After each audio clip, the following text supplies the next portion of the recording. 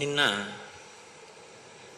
కరదూషణాదులను త్రిశిరుడు అనబడేటటువంటి ఆ కరుణి వద్ద ఉన్న సైన్యాధిపతిని రామచంద్రమూర్తి ఒక్కరే 14,000 సైన్యాన్ని తెగటార్చినటువంటి విధానాన్ని, నిరుపమానమైనటువంటి ఆయన పరాక్రమాన్ని, ఆ రాక్షస వధ జరిగిన తరువాత సీతాదేవి చేత కౌగిలింపబడినటువంటి ఆ రామచంద్రమూర్తి యొక్క స్వరూపం దగ్గర మనం ఆగి ఉన్నాం.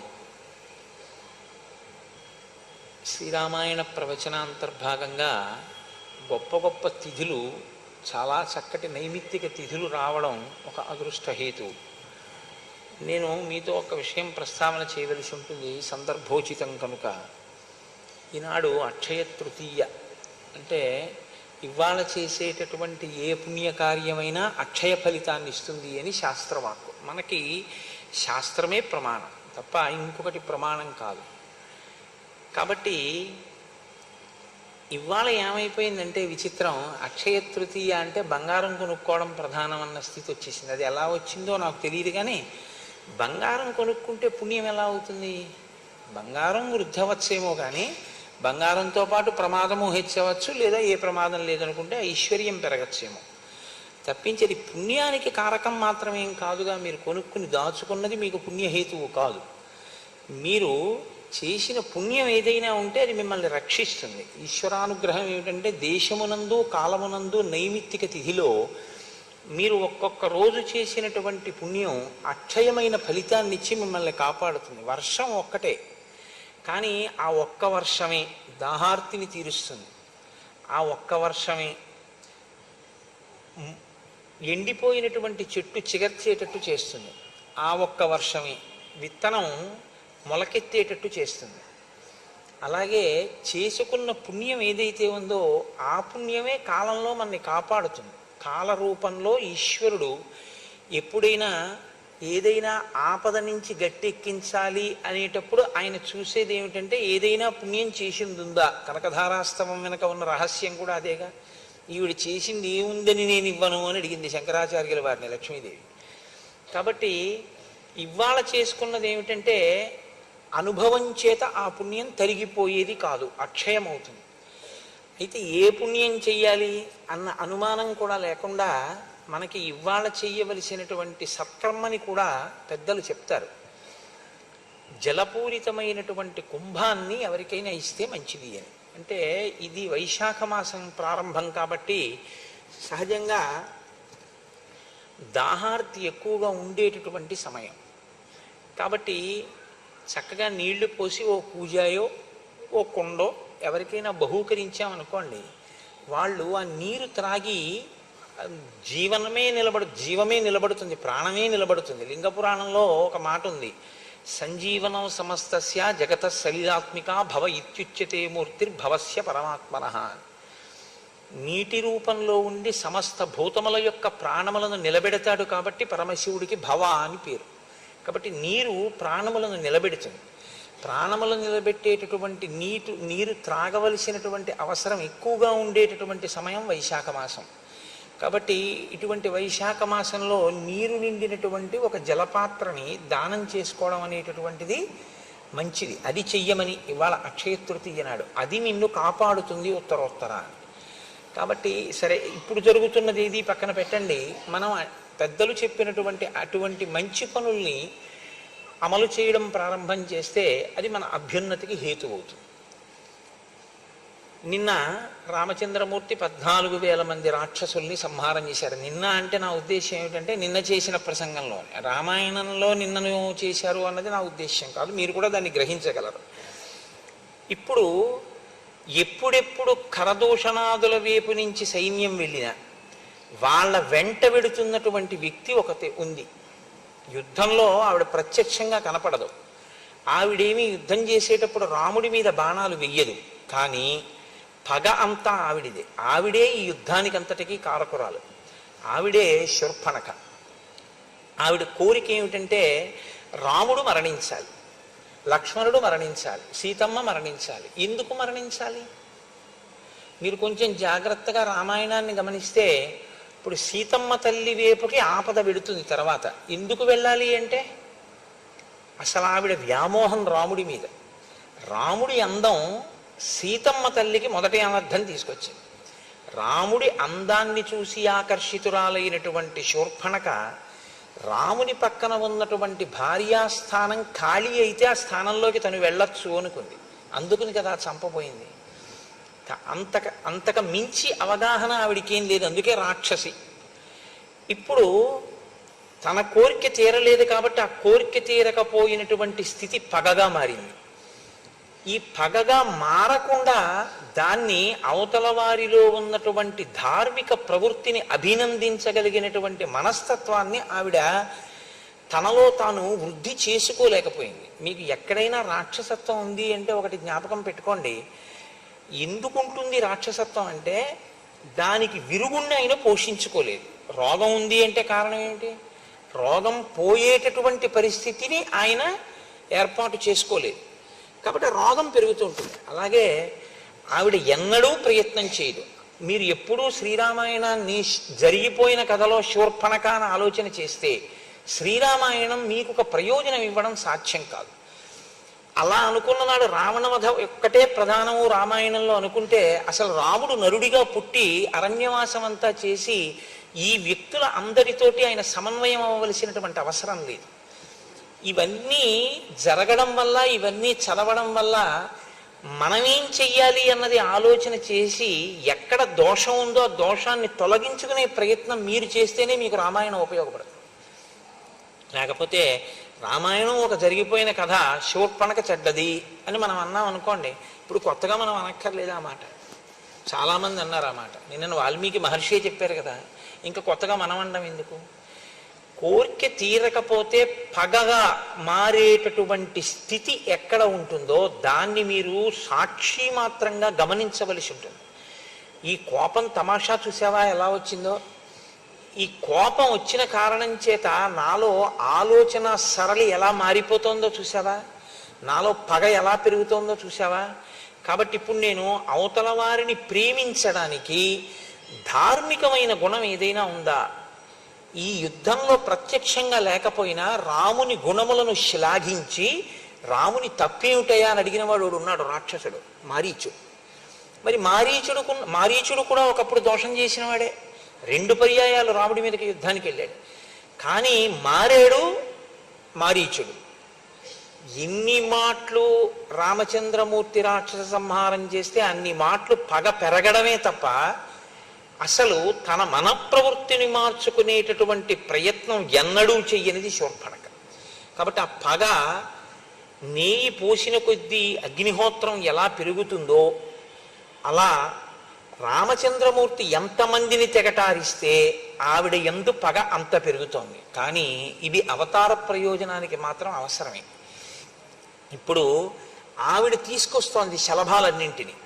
ఇప్పుడు రాముడే వెళ్ళి ఎవరినో చంపవలసిన అవసరం లేకుండా అందరినీ ఎక్కడెక్కడ వాళ్ళని తీసుకొచ్చి రాముడి మీదకి ప్రవేశపెడుతోంది. ఇప్పుడు రాముడు వాళ్ళందరినీ చంపడానికి అవకాశం వస్తోంది. అవతార ప్రయోజనం రీత్యా చూసినప్పుడు మాత్రం శూర్పణఖ ఉపకారం చేసిందని చెప్పవలసి ఉంటుంది. కానీ అలా చూసి అభినందించినప్పుడు మనం ఏం మార్పు చేసుకోవాలి అన్నది మాత్రం మనకి ద్యోతకం కాదు. కాబట్టి మొదటి కోణాన్ని స్వీకరించడమే మన అభ్యున్నతికి హేతు అవుతుంది. ఇప్పుడు ఆవిడ 14,000 మంది రాక్షసుల్ని రాముడు సంహరించినటువంటి విధి విధానానికి ఆశ్చర్యపోయింది. ఇంత తక్కువ సమయంలో ఇంతమంది రాక్షసుల్ని పడగొట్టడమా? అక్కడతో ఆవిడ బుద్ధి ఏం మారలేదు. ఆవిడ వెంటనే ఇప్పుడు ఖరదూషణాదులు మరణించారు కాబట్టి తిన్నగా వెళ్ళి లంకలో ఉన్నటువంటి రావణుని యొక్క సభలో రావణాసురుడి ముందు పడింది. అయితే మీతో నిన్నటి రోజున నేను మనవి చేసి ఉన్నాను, వాక్కుకి వైభవం ఉంది, దాన్ని మీరు ఎలా కావాలంటే అలా వాడుకోవచ్చు. ఆ వాక్కుతో అభ్యున్నతిని పొందొచ్చు, ఆ వాక్కుతోటే పతనమైపోవచ్చు కూడా. ఎక్కడ ఎలా మాట్లాడాలో తన ప్రయోజనాన్ని సిద్ధింప చేసుకోవడానికి అలా మాట్లాడుతుంటుంది. ఇప్పుడు రావణుని యొక్క దృష్టి బాగా తన వైపుకి ప్రసరించడం కోసం రావణునికి పెద్ద ప్రమాదం వస్తోంది అని మాట్లాడడం ప్రారంభం చేసింది. అప్పుడు కదా రావణుడు దృష్టి పెడతాడు. నాకు ప్రమాదం వచ్చింది, నేను ఇలా చేశాను, నేను ఏదో వెళ్ళాను, చంపారన్నారు అనుకోండి, ఆయన ఇంకొకళ్ళ గురించి ఆలోచించి అంత గొప్ప స్వభావం ఉన్నవాడేమో ఆయన కాడు. కాబట్టి ఊరుకోవచ్చు. ఇప్పుడు తన పగ తీరాలంటే రావణుని యొక్క దృష్టి అటువైపుకి తిప్పాలి. అటు తిప్పడానికి అనుకూలమైనటువంటి మాట ప్రారంభం చేసింది. వెళ్ళి అక్కడ పడ్డప్పుడు ఆ రావణుడు ఎలా ఉన్నాడు అన్నదాన్ని మహర్షి వర్ణన చేస్తారు. సా దదర్శ విమానాగ్రే రావణం దీప్త తేజసం ఉపోపవిష్టం సచివై మరుద్భిరివవాసవం. పుష్పక విమానంలో ఆ దేవతల మధ్యలో కూర్చున్నటువంటి ఇంద్రుడు ఎలా ఉంటాడో అలా ప్రకాశిస్తూ ఆయన కూర్చుని ఉన్నాడు. అది ఆ విమానంలో ఆయన కూర్చున్నటువంటి స్థితి అంటే వాల్మీకి మహర్షి యొక్క గొప్పతనం అంతా ఎక్కడుందంటే రావణాసురుని యందు ఒక దీప్తి ఉంటే, ఒక తేజస్సు ఉంటే ఆయన దాన్ని ఏమీ సమర్థించకుండా దాన్ని పక్కన పెట్టేసి ఆయన ఏం మాట్లాడరు. తపస్సు చేసి సంపాదించినటువంటి తేజస్సు ఏది ఉందో ఆ తేజస్సు గురించి మాట్లాడతారు, అధర్మం ఏదుందో అధర్మం మాట్లాడతారు. మీరు ఇంత గొప్ప తేజస్సు దేని వల్ల హరించుకుపోతుందో మీరు చూసుకోవలసి ఉంటుంది. అది మీరు గమనించినప్పుడు అది మీలో పెరగకుండా మిమ్మల్ని మీరు నియంత్రించుకునేటటువంటి అవకాశం మనకి కలుగుతుంది. కాబట్టి ఉపోపవిష్టం సచివై మరుద్భిర్వ్యవాసవం ఆసీనం సూర్య సంకాశే కాంచనే వరమాసనే రుక్మవేది గతం ప్రాజ్యం జ్వలంతమివ పావకం. ఆయన కూర్చున్నటువంటి బంగారు సింహాసనం సూర్యకాంతి ఎలా ఉంటుందో అలా ఉంది. బంగారు ఇటుకలతో చేయబడినటువంటి హోమవేది యందు ప్రజ్వరిల్లినటువంటి అగ్నిహోత్రము యొక్క దీప్తి ఎలా ఉంటుందో ఆయనలోంచి వస్తున్నటువంటి కాంతి అలా ఉంది. దేవగంధర్వ భూతానాం ఋషీణంచ మహాత్మనాం అజేయం సమరే శూరం వ్యాప్తానన వివాంతకం. ఆయన దేవతల యందు, గంధర్వుల యందు, సమస్త భూతముల యందు, ఋషుల యందు, మహాత్ముల యందు వైరము కలిగి ఉండి వారందరినీ కూడా ఓడించి వారి చేత అజేయుడైన వాడు. బ్రహ్మగారి యొక్క వరం ఉంది కాబట్టి వాళ్ళెవ్వరూ ఇన్ని సంహరించలేరు. అజేయం సమరే శూరం, ఏ యుద్ధమునందు వారి చేత ఓడింపబడనటువంటి పరాక్రమం ఉన్నవాడు. వ్యాప్తాన వివాంతకం, ఆయన వ్యాప్తానన వివాంతకం, నోరు తెరిచినటువంటి మృత్యుదేవత ఎలా ఉంటుందో అలా ఉన్నాడు. తేజస్సు ఎంత గొప్పదైనా కావచ్చు, కానీ ఆ తేజస్సు ఎందుకు పనికొచ్చిందంటే ఒక మృత్యుదేవత యొక్క తేజస్సు ఎలా ఉంటుందో, నోరు తెరిచినటువంటి మృత్యుదేవత ఏం చేస్తుంది? కబళించేస్తుంది, తినేస్తుంది. ఈయన పరిస్థితి కూడా ఏమిటంటే ఎవరు కనపడితే వాళ్ళని తినేస్తాడు. అంటే తన తపస్సు దేనికి వినియోగిస్తున్నవాడు అంటే ఇతరులను ఖేద పెట్టడానికి, తను అనుభవించాలనుకున్న దాన్ని అనుభవించడానికి తప్ప అది ఒక ధార్మిక మార్గంలో ఉపయోగపడేటటువంటి తపస్సు కాదు. కాబట్టి ఇప్పుడు ఆయన దృష్టిలో కానీ ఎవరైనా నేను దీన్ని అనుభవించాలి అన్న కోరిక ఆయనకి పుట్టిందనుకోండి, అది ఏ వస్తువు పట్లైనా సరే, అది అన్నగారు అవ్వచ్చు, కుబేరుడు, ఆయనేం ఊరుకోడు, ఓడించి తెచ్చుకుంటాడు. అది పరకాంత కావచ్చు, ఆయనేం ఊరుకోడు. కాబట్టి ఆయన తేజస్సు, ఆయన తపస్సు దేనికి పనికొచ్చాయి అన్నది మీరు చూడవలసి ఉంటుంది. మీరు శ్రీరామాయణంలో అనసూయమ్మని చూశారు. అనసూయమ్మ తపస్సు చేసింది. ఆవిడ తపస్సు దేనికి పనికొచ్చింది అంటే క్షామం వచ్చినప్పుడు గంగని ప్రవహింపచేసి చెట్లు చిగర్చేటట్టు చేసి కొన్ని వేల మందికి భోజనం పెట్టి బతికించడానికి ఆవిడ తపస్సు పనికొచ్చింది. ఒక పతివ్రత యొక్క భర్త మరణిస్తే ఆ భర్తని మళ్ళీ ప్రాణం పొయ్యడానికి, ఆయన్ని పునరుజ్జీవితుణ్ణి చేయడానికి ఆవిడ తపస్సు పనికొచ్చింది. రావణుడి తపస్సు దేనికి పనికొస్తుంది? తను కోరుకున్న వస్తువుని తాను అనుభవించడానికి పనికొస్తుంది. ఇదే రాక్షసత్వం అంటే. ఇంతకన్నా వేరే ఏముండదు. మీరు పుణ్యం చేశారా, ధార్మికంగా ఉండడం అంటే మీరు ఏదో ఆ పూజ చేశారా, ఇది పెద్ద లెక్కలోకి వచ్చేటటువంటి విషయం కాదు. మీకు ఈశ్వరుడు ఇచ్చినటువంటి విభూతిని పుణ్య ఫలితంగా మీరు పొందినటువంటి అనుగ్రహం ఏ రూపంలో మీ యందు ప్రసరించిందో దాన్ని మీరు సమాజపరం చేస్తారా? మీరు సమాజ అభ్యున్నతి కొరకు విశ్వమునందు విశ్వనాథుణ్ణి దర్శనం చేసి విశ్వము యొక్క అభ్యున్నతి కొరకు ఈశ్వరుడు మీకు ఇచ్చినటువంటి విభూతిని మీరు ఉపయోగించగలరా? సనాతన ధర్మంలో ఒక్కటే సిద్ధాంతం, మీకు ఏది కలిగినా అది కష్టం కానివ్వండి, సుఖం కానివ్వండి, పుణ్యం కానివ్వండి, పాపం కానివ్వండి, లేకపోతే ఇవాళ కలిగినటువంటి సంతోషం కానివ్వండి, దుఃఖం కానివ్వండి, వీటికి కారణం మీరు చేసుకున్న కర్మయే. ఆ కర్మలో అంతర్భాగమే తపస్సైనా, యజ్ఞమైనా, యాగమైనా. చేసింది యజ్ఞం, చేసింది యాగం, చేసింది తపస్సు, దానివల్ల వచ్చింది కొంత ఫలితం. కానీ ఆ ఫలితాన్ని నువ్వు ఎలా వాడుతున్నావు దాన్ని బట్టి నువ్వు రాక్షసుడివా మనిషివా నిర్ణయించవలసి ఉంటుంది.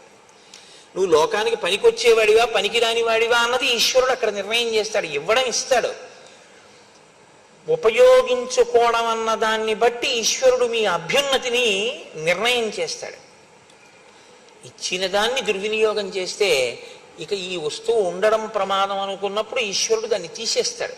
ఎలా తీసేస్తాడు అంటే దేనిలోంచి ఆ విభూతి ప్రసరిస్తోందో అసలు ఆ మూలమే పడిపోతుంది. చిట్ట చివరి సుందరకాండలో తదేవ ఫలమన్వేతి ధర్మస్య ధర్మనాశన ప్రాప్తం ధర్మఫలం తావద్భవతా నాత్ర సంశయ అంటూ ఇది ఉంటే తప్ప అనుభవించడం కుదరదు, దీంతోనే అనుభవించాలి. ఏదైనా చేసినా దీంతోటే, అనుభవించినా దీంతోటే. కాబట్టి దీన్నే తీసేస్తాడు ఈశ్వరుడు. ఆ స్థితి రాకుండా ఉండాలి అంటే జాగ్రత్త ఎక్కడ వహించవలసి ఉంటుంది అంటే నేను పుణ్యకార్యాచరణం చేస్తున్నాను, నేను సంపాదించాను కాబట్టి నేను ఎలాగైనా అనుభవిస్తానో, నన్ను కాదనేవాడెవడన్నది కాదు. దీన్ని చూసేవాడు వాడొకడు ఉన్నాడు అన్న నిశ్చయాత్మకమైన బుద్ధి మీ యందు ఉండాలి. రాముడైతే దీనికి భిన్నంగా ఉంటాడు. ఎవరు చూసొచ్చారు? తెల్లవారుజామున లేచి స్నానం చేయకపోతే హేమంత ఋతువులో. కానీ ఎవరు చూసొచ్చారని రాముడు చూడడు. ఈశ్వరుడు ఎప్పుడూ చూస్తున్నాడని ఆయన నమ్ముతాడు. ఆయన నమ్మాడు కాబట్టి ఆయన నడవడి అలా ఉంటుంది. అందుకని ఆయన ధర్మాత్ముడు కాగలిగాడు. ఆ ధర్మం ఆయన్ని రక్షించింది. అది విడిచిపెడతాడు. తను తెలుసుకున్న శాస్త్రాన్ని, తనకి ప్రకాశించిన విభూతిని తాను ఎలా ఉందామనుకుంటున్నాడో దానికి అనుగుణంగా సమర్థించుకునే రీతిలోకి మారుస్తాడు. ఇది చాలా ప్రమాదకరమైన ప్రజ్ఞ. మీరు బాగా గుర్తుపెట్టుకోండి. పోతన గారి మాటల్లో చెప్పాలంటే జ్ఞాన కలునిలోని శారదయువోలే. అంటే ఋషి హృదయము అని ఒకటి ఉంటుంది. ఋషి ఒక విషయాన్ని ఈ ప్రయోజనం కోసం చెప్తున్నాను అనుకునే చెప్తారు ఆయన. కానీ తనకి ప్రజ్ఞ ఉంది కదా అని ఒక శ్లోకాన్ని ఎలాగైనా అన్వయం చేయగలిగిన శక్తి తనకు ఉంది కదా అని మీరు అన్వయం చేయడం కానీ, లేదా మీరు ఒక తప్పు చేసి ఆ తప్పుని సమర్థించుకోవడానికి శాస్త్రవాక్కుని మీకున్నటువంటి పాండిత్యాన్ని సాధనంగా తీసుకుని మీరు సమర్థించుకునే ప్రయత్నం చెయ్యడం కానీ ప్రమాదహేతువే. అప్పటికి బాగున్నట్టు ఉంటుందేమో కానీ అది మాత్రం మీకు అభ్యున్నతి హేతువు కాదు. రావణుడి జీవితం అంతా అంతే. ఆయన చదువుకోలేదని మీరు అనుకోకూడదు. ఆయన చదువుకున్నవాడే, ఆయన తపస్సు చేసినవాడే. కానీ ఆయన చదువుకున్న శాస్త్రం ఆయనకి ఎందుకు పనికి వస్తుందంటే తను చేసిన తప్పుని శాస్త్రం సమర్థిస్తోందన్నట్లుగా మాట్లాడే ప్రయత్నం చేస్తూ ఉంటాడు. ఇదే ఆయన కొంప ముంచేసింది ఆఖరికి. రాముడైతే అలా కాదు. శాస్త్రం ఏం చెప్పిందో అది నేను చెప్తున్నానని చెప్తాడు అంతే. శాస్త్రానికి రాముడు కట్టుబడతాడు, వేదానికి రాముడు కట్టుబడతాడు. వేదాన్ని తనకు అనుగుణంగా, శాస్త్రాన్ని తనకు అనుగుణంగా మార్చి మాట్లాడి తన ప్రయోజనాన్ని సిద్ధింపజేసుకునే ప్రయత్నం రావణుడు చేస్తాడు. వేదం ఏం చేయగలదు మన్ని అన్న తృణీకార భావం అసలు ఆ ప్రవర్తనలో ఉంది. ఏం చెయ్యగలదో రాముడి రూపంలో వచ్చి చేసి చూపించింది. ఎందుకు చేసి చూపించింది అని అనవలసి ఉంటుందంటే వేదము ఒకటి, ఈశ్వరుడు ఒకటి కాదు. మీరు ఎప్పుడూ ఈ విషయాన్ని బాగా జ్ఞాపకం పెట్టుకోవాలి. వేదము వేరండి, ఈశ్వరుడు వేరండి అని మీరు అనకూడదు. ఎందుకంటే ఈశ్వరుని యొక్క ఊపిరియే వేదం. ఈశ్వరుని యొక్క ఊపిరి వేదము అని నేను అన్నప్పుడు నేను ముందా, నా ఊపిరి ముందా? భవతి అని సంస్కృతంలో ఒక మాట, అంటే ఉన్నాడు. ఉన్నాడు అన్న మాట ఎప్పుడు వాడతారు? ఆయన ఊపిరి తీస్తే. నేను మొట్టమొదట ఊపిరి ఎప్పుడు తీశానో అప్పుడు నేను ఉన్నాను, నా యొక్క అస్తిత్వము ప్రకటింపబడింది. నా ఊపిరి ఎప్పుడు ఆగిపోతే అప్పుడు ఇక లేరు కోటేశ్వరారు, ఆయన శరీరం పోయిందని గుర్తు. ఊపిరిని బట్టి ఉన్నాడు. ఇప్పుడు ఊపిరికి ఆయనకి ఏమైనా భేదం ఉందా? ఊపిరే ఆయన, ఆయనే ఊపిరి. ఆయన భవతి అనబడాలి అంటే ఆయన ఊపిరే హేతు అయి ఉంటుంది. యావత్ పవనో నివసతి దేహే తావత్ పృచ్చతి కుశలంగేహే గతవతి వాయో దేహాపాయే. అయినప్పుడు ఈశ్వరుడు ఈశ్వరుని యొక్క ఊపిరి ఎలా తేడా అవుతుంది? కాదు. వేదము అంటే, వేదాన్ని నమ్మడము అంటే ఈశ్వరుణ్ణి నమ్మడమే, వేదాన్ని గౌరవించడము అంటే ఈశ్వరుణ్ణి గౌరవించడమే. శంకర భగవత్పాదులకి వేదం అంటే అంత గౌరవము అంటే వేదాన్ని గౌరవించినప్పుడు ఒకటి, ఈశ్వరుణ్ణి గౌరవించినప్పుడు ఒకటి అని మీరు అర్థం చేసుకోకూడదు. వేదమే ఈశ్వరుడు. కాబట్టి ఇప్పుడు వేదాన్ని మీరు దుర్వినియోగం చేసే ప్రయత్నం చేస్తే, మీకు అనుకూలంగా మీరు సమర్థించుకునే ప్రయత్నం చేస్తే, వేదం చెప్పిన విషయాన్ని మీరు చేస్తున్న పనులను సమర్థించడానికి మీ పాండిత్యాన్ని వాడితే ఈశ్వరుడి పట్ల దోషం కిందే అది లెక్కలోకి వస్తుంది. కాబట్టి ఇప్పుడు మీ శత్రుత్వం ఎవరితో వెళ్ళి పడుతుంది? ఈశ్వరుడితోటే పడుతుంది. అందుకే శాస్త్ర ప్రమాణమునకు వేద ప్రమాణమునకు కట్టుబడి ఉండాలి. అందుకే శంకర భగవత్పాదులు అవతార పరిసమాప్తి యందు వేదో నిత్యమధీయతాం తదుదితం కర్మ స్వనుష్ఠీయతాం అంటూ దుస్తర్కాస్తు విరమ్యతాం అంటారు. దుస్తర్కము చేయవద్దు. నీకున్న వాక్కు ఏదుందో దాని శృతి ప్రమాణమును నిలబెట్టడానికి ఉపయోగించండి తప్ప నీ పాండిత్యం, నీ తెలివితేటలు వక్రంగా వాడవద్దు. వక్రంగా అంటే నీ హృదయానికి అనుగుణంగా వేదాన్ని చెప్పద్దు. వేదం యొక్క హృదయానికి అనుగుణంగా వేదాన్ని చెప్పి అనుష్ఠించు. ఇక్కడే తేడా వస్తుంది ఆయనకి. కాబట్టి ఇప్పుడు దేవగంధర్వభూతానాం ఋషీణంచ మహాత్మనాం అజేయం సమరే శూరం వ్యాప్తానన వివాంతకం. ఈయన స్నిగ్ధ వైడూర్య సంకాశం తప్త కాంచన కుండలం సుభుజం శుక్లదశనం మహాస్యం పర్వతోపమం. మహర్షి ఆయన యొక్క భౌతికమైన ఆకృతి వైభవాన్ని వర్ణన చేస్తున్నారు. స్నిగ్ధ వైడూర్య సంకాశం, వైడూర్య మాణిక్యం ఎలా ఉంటుందో అటువంటి నల్లటి కాంతి కలిగిన వాడు. తప్త కాంచన కుండలం, చెవులకు పెట్టుకున్నటువంటి కుండలములు బాగా కాల్చినటువంటి బంగారముతో చేయబడినవి ధరించి ఉన్నాడు. సుభుజం, మంచి గుండ్రంగా ఉన్నటువంటి భుజములు కలిగిన వాడు. శుక్లదశనం, తెల్లని పళ్ళున్నవాడు. మహాస్యం, పెద్ద ముఖమున్నవాడు. పర్వతోపమం, ఒక పర్వతం వచ్చి కూర్చుంటే ఎలా ఉంటుందో అంత గంభీరమైన ఆకృతి కలిగినటువంటి వాడు. విష్ణు చక్ర నిపాతైశ్చ శతసో దేవసంయుగే అన్యై శస్త్ర ప్రహారైశ్చ మహాయుద్ధేషు తాడితం. ఆయన శరీరం మీద, ఆ భుజముల మీద, చేతుల మీద విష్ణు చక్రము చేత కొట్టబడినటువంటి దెబ్బలున్నాయి. ఇది బాహ్యంలో ఆయన అంత గొప్ప గొప్ప యుద్ధాలు చేశాడు. విష్ణు చక్రం ఆయన ఏం చేయగలిగింది అంటే, ఓసారి ఆయనకు వచ్చి తగిలితే ఓ గాయం అయింది తప్ప విష్ణు చక్రం ఆయన్ని పరిమార్చలేకపోయింది, చంపలేకపోయింది. అంతవరకు బాగానే ఉంటుంది, గొప్పతనంగా చెప్పడానికి బాగుంటుంది. కానీ విష్ణువు స్థితికారుడు. ఆయన ఎప్పుడూ ధర్మాన్ని నిలబెట్టేటటువంటి ప్రయత్నం చేస్తుంటాడు. ఆయనతో యుద్ధం వచ్చి ఆయన చేతిలోంచి చక్రాన్ని నీ మీద ప్రయోగించవలసి వచ్చిందంటే నువ్వు ఎంత దుర్మార్గుడు అయి ఉండాలి. ఇది ఋషి హృదయం. ఇది చూడమని తప్ప విష్ణు చక్రం పెట్టి కొడితే విష్ణు చక్రం దెబ్బలున్నాయండి, అంత పరాక్రమవంతుడండి అని మిమ్మల్ని చెప్పమని కాదు ఆయన ఉద్దేశ్యం.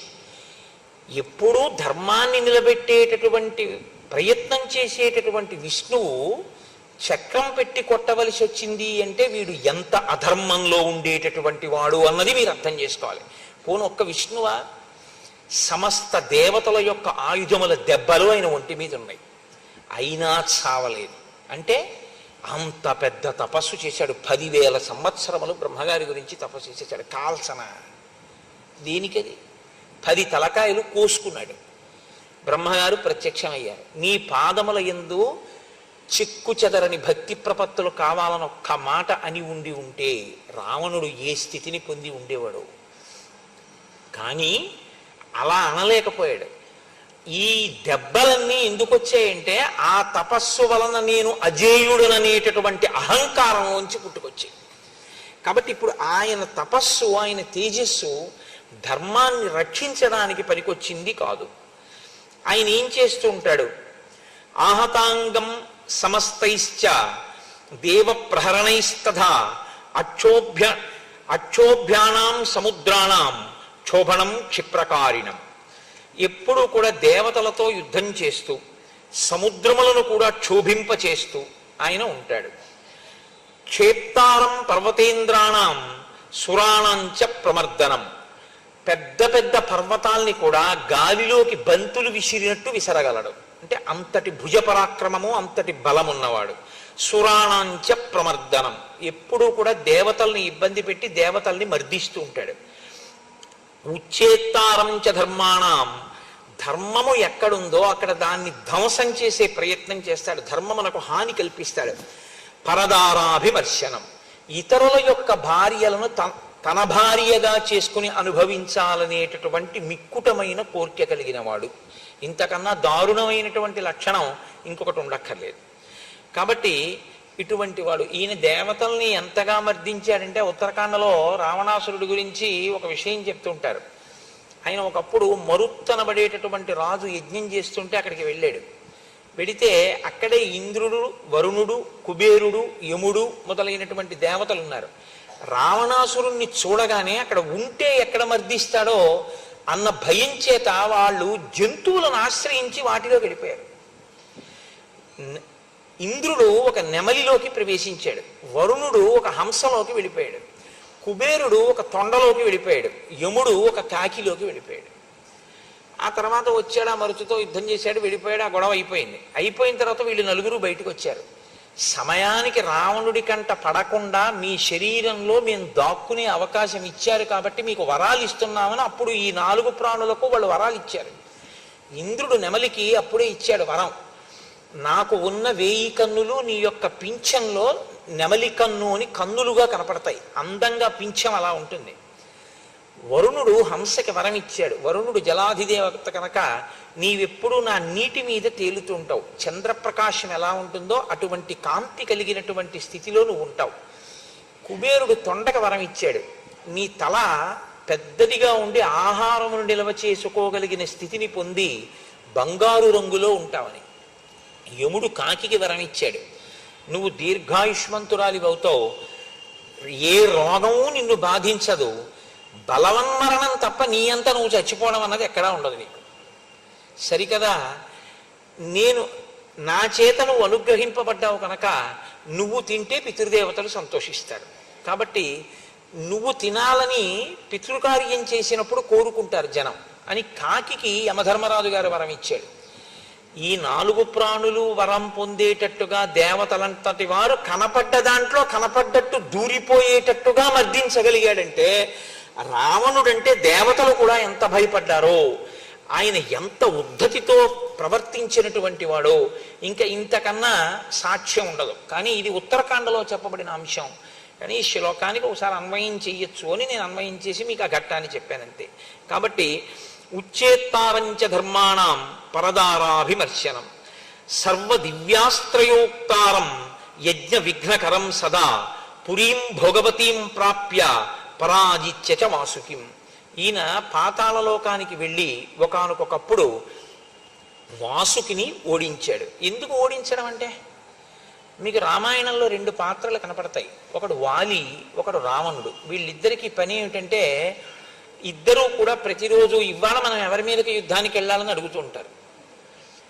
వెళ్ళి అవతల వాడిని ఓడించడం, ఓడిపోతే సంధి చేసుకోవడం, ఇంకా సిగ్గు లేకుండా ప్రవర్తిస్తే ఏ పెద్ద ఆయన వచ్చి వీళ్ళని రక్షిస్తూ ఉండడం, మళ్ళీ ఇంటికి రావడం, మళ్ళీ అంతే డాంబికంగా తిరుగుతూ ఉండడం తప్ప మార్పన్నది లేకుండా ఇలా తిరిగేటటువంటి లక్షణం ఉన్న 2 పాత్రలు రామాయణంలో, ఒకటి రావణుడు, 2 వాలి. అందుకే వాళ్ళిద్దరి మధ్య అంత గొప్ప సంధి కూడా ఉంది.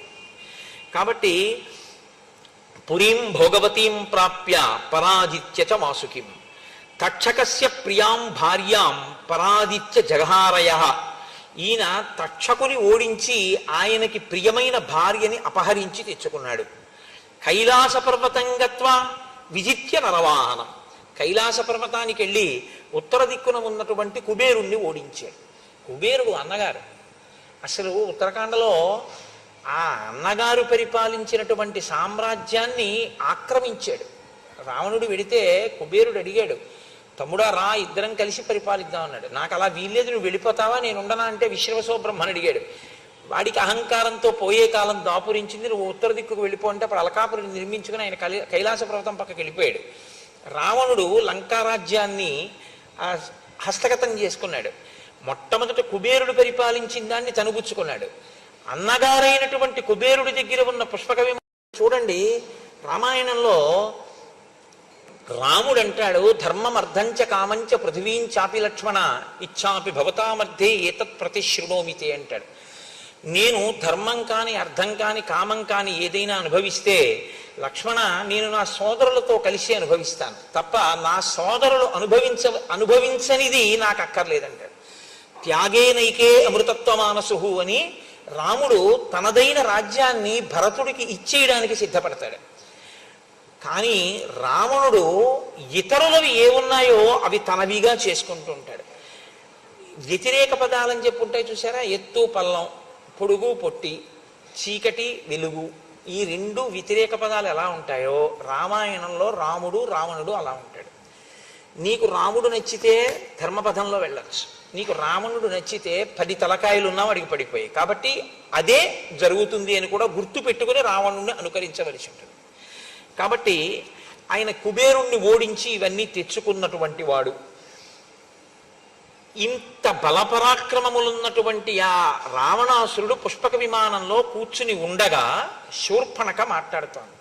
ఇక్కడ శూర్పణఖ మాట్లాడడం అనేటటువంటి తీరు చాలా గొప్పగా ఉంటుంది ఒక రకంగా. ఎందుకంటే తన కోరిక నెరవేరడానికి అనువుగా రావణాసురుని యొక్క దృష్టిని తన వైపుకి బాగా తిప్పుకోవడానికి వీలుగా మాట్లాడుతుంది. ఆ మాట్లాడడం ఎలా ఉంటుందంటే హఠాత్తుగా నీకు ఉపద్రవం వచ్చింది అని మొదలు పెడుతుంది. నీకు ఉపద్రవం వచ్చింది అంటే ఎవడైనా ముందు అటువైపుకి దృష్టి తిప్పుతాడు.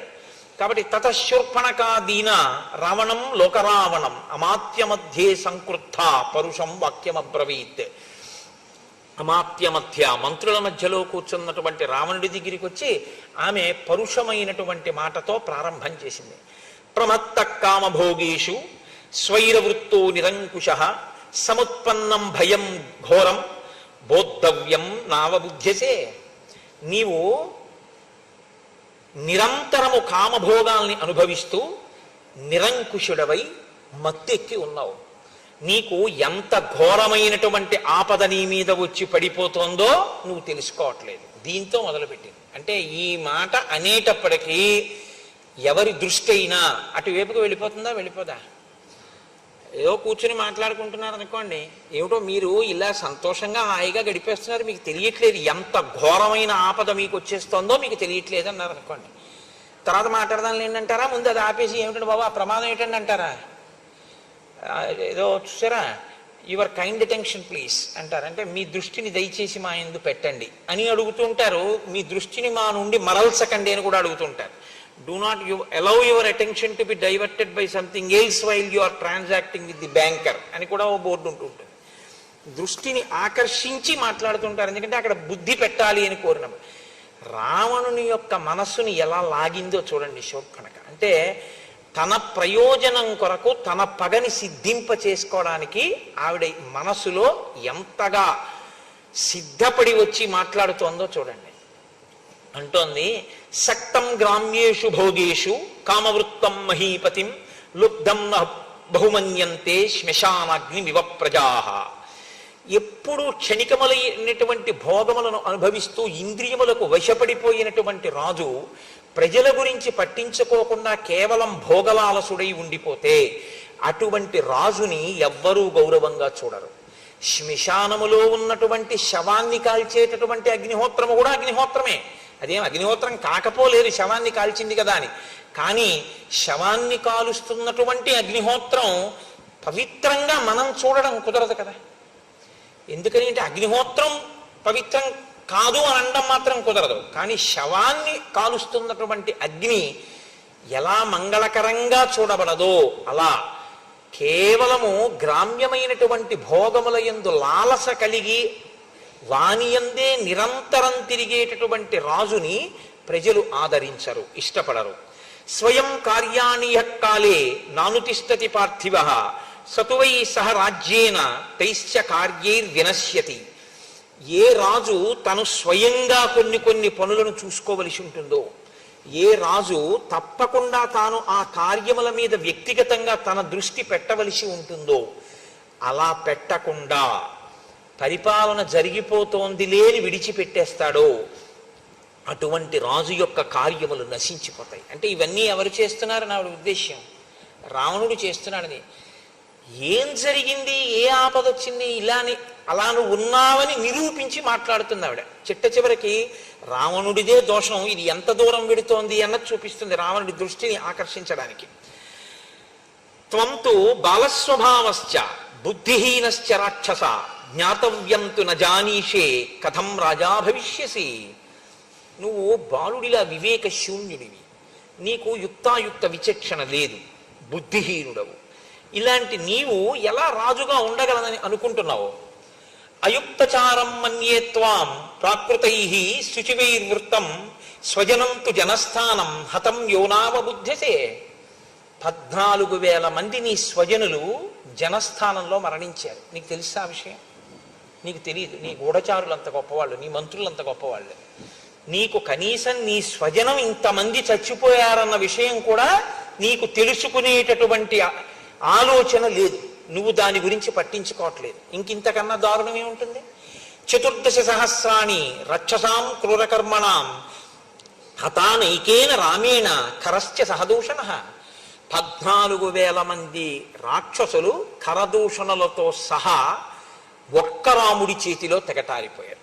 ఇప్పుడు ఆయన దృష్టి బాగా అటువైపుకి వెళ్ళేటట్టు మాట్లాడుతోంది. ఋషీణాం అభయం దత్తం కృతక్షేమాశ్చ దండకాః దర్శితంచ జనస్థానం రామేణ క్లిష్టకర్మణాః. అక్కడతో అయిపోయింది అనుకుంటున్నావేమో. రాముడు ప్రతిజ్ఞ చేశాడు, ఋషుల దగ్గర ప్రతిజ్ఞ చేశాడు, దండకారణ్యంలో ఉన్నటువంటి రాక్షసులందరినీ సంహరిస్తానని ప్రతిజ్ఞ చేశాడు. కాబట్టి ఇప్పుడు మాట నిలబెట్టుకోవడానికి ఋషులు హాయిగా తపస్సు చేసుకునేటట్టుగా పరిస్థితిని ఏర్పాటు చేయడానికి రాముడు రాక్షసుల్ని విడిచిపెట్టాడు. ఋషులు అంటే రావణాసురుడికి పడదు. ఆ ఋషుల్ని ఎవడు రక్షిస్తానన్నాడో ఆయన రావణుడికి శత్రువే. కాబట్టి ఇప్పుడు ఆవిడ రామరావణుల మధ్య శత్రుత్వాన్ని ఏ కారణం పెట్టి కల్పించవచ్చో ఆ కారణాన్ని తీసుకొచ్చి అక్కడ పెట్టింది. పెట్టి నాను తిష్టతి కార్యాణి భయేషు నా బిభేతి చ క్షిప్రం రాజ్యచ్యుతో దీనః తృణైస్తుల్యో భవిష్యతి.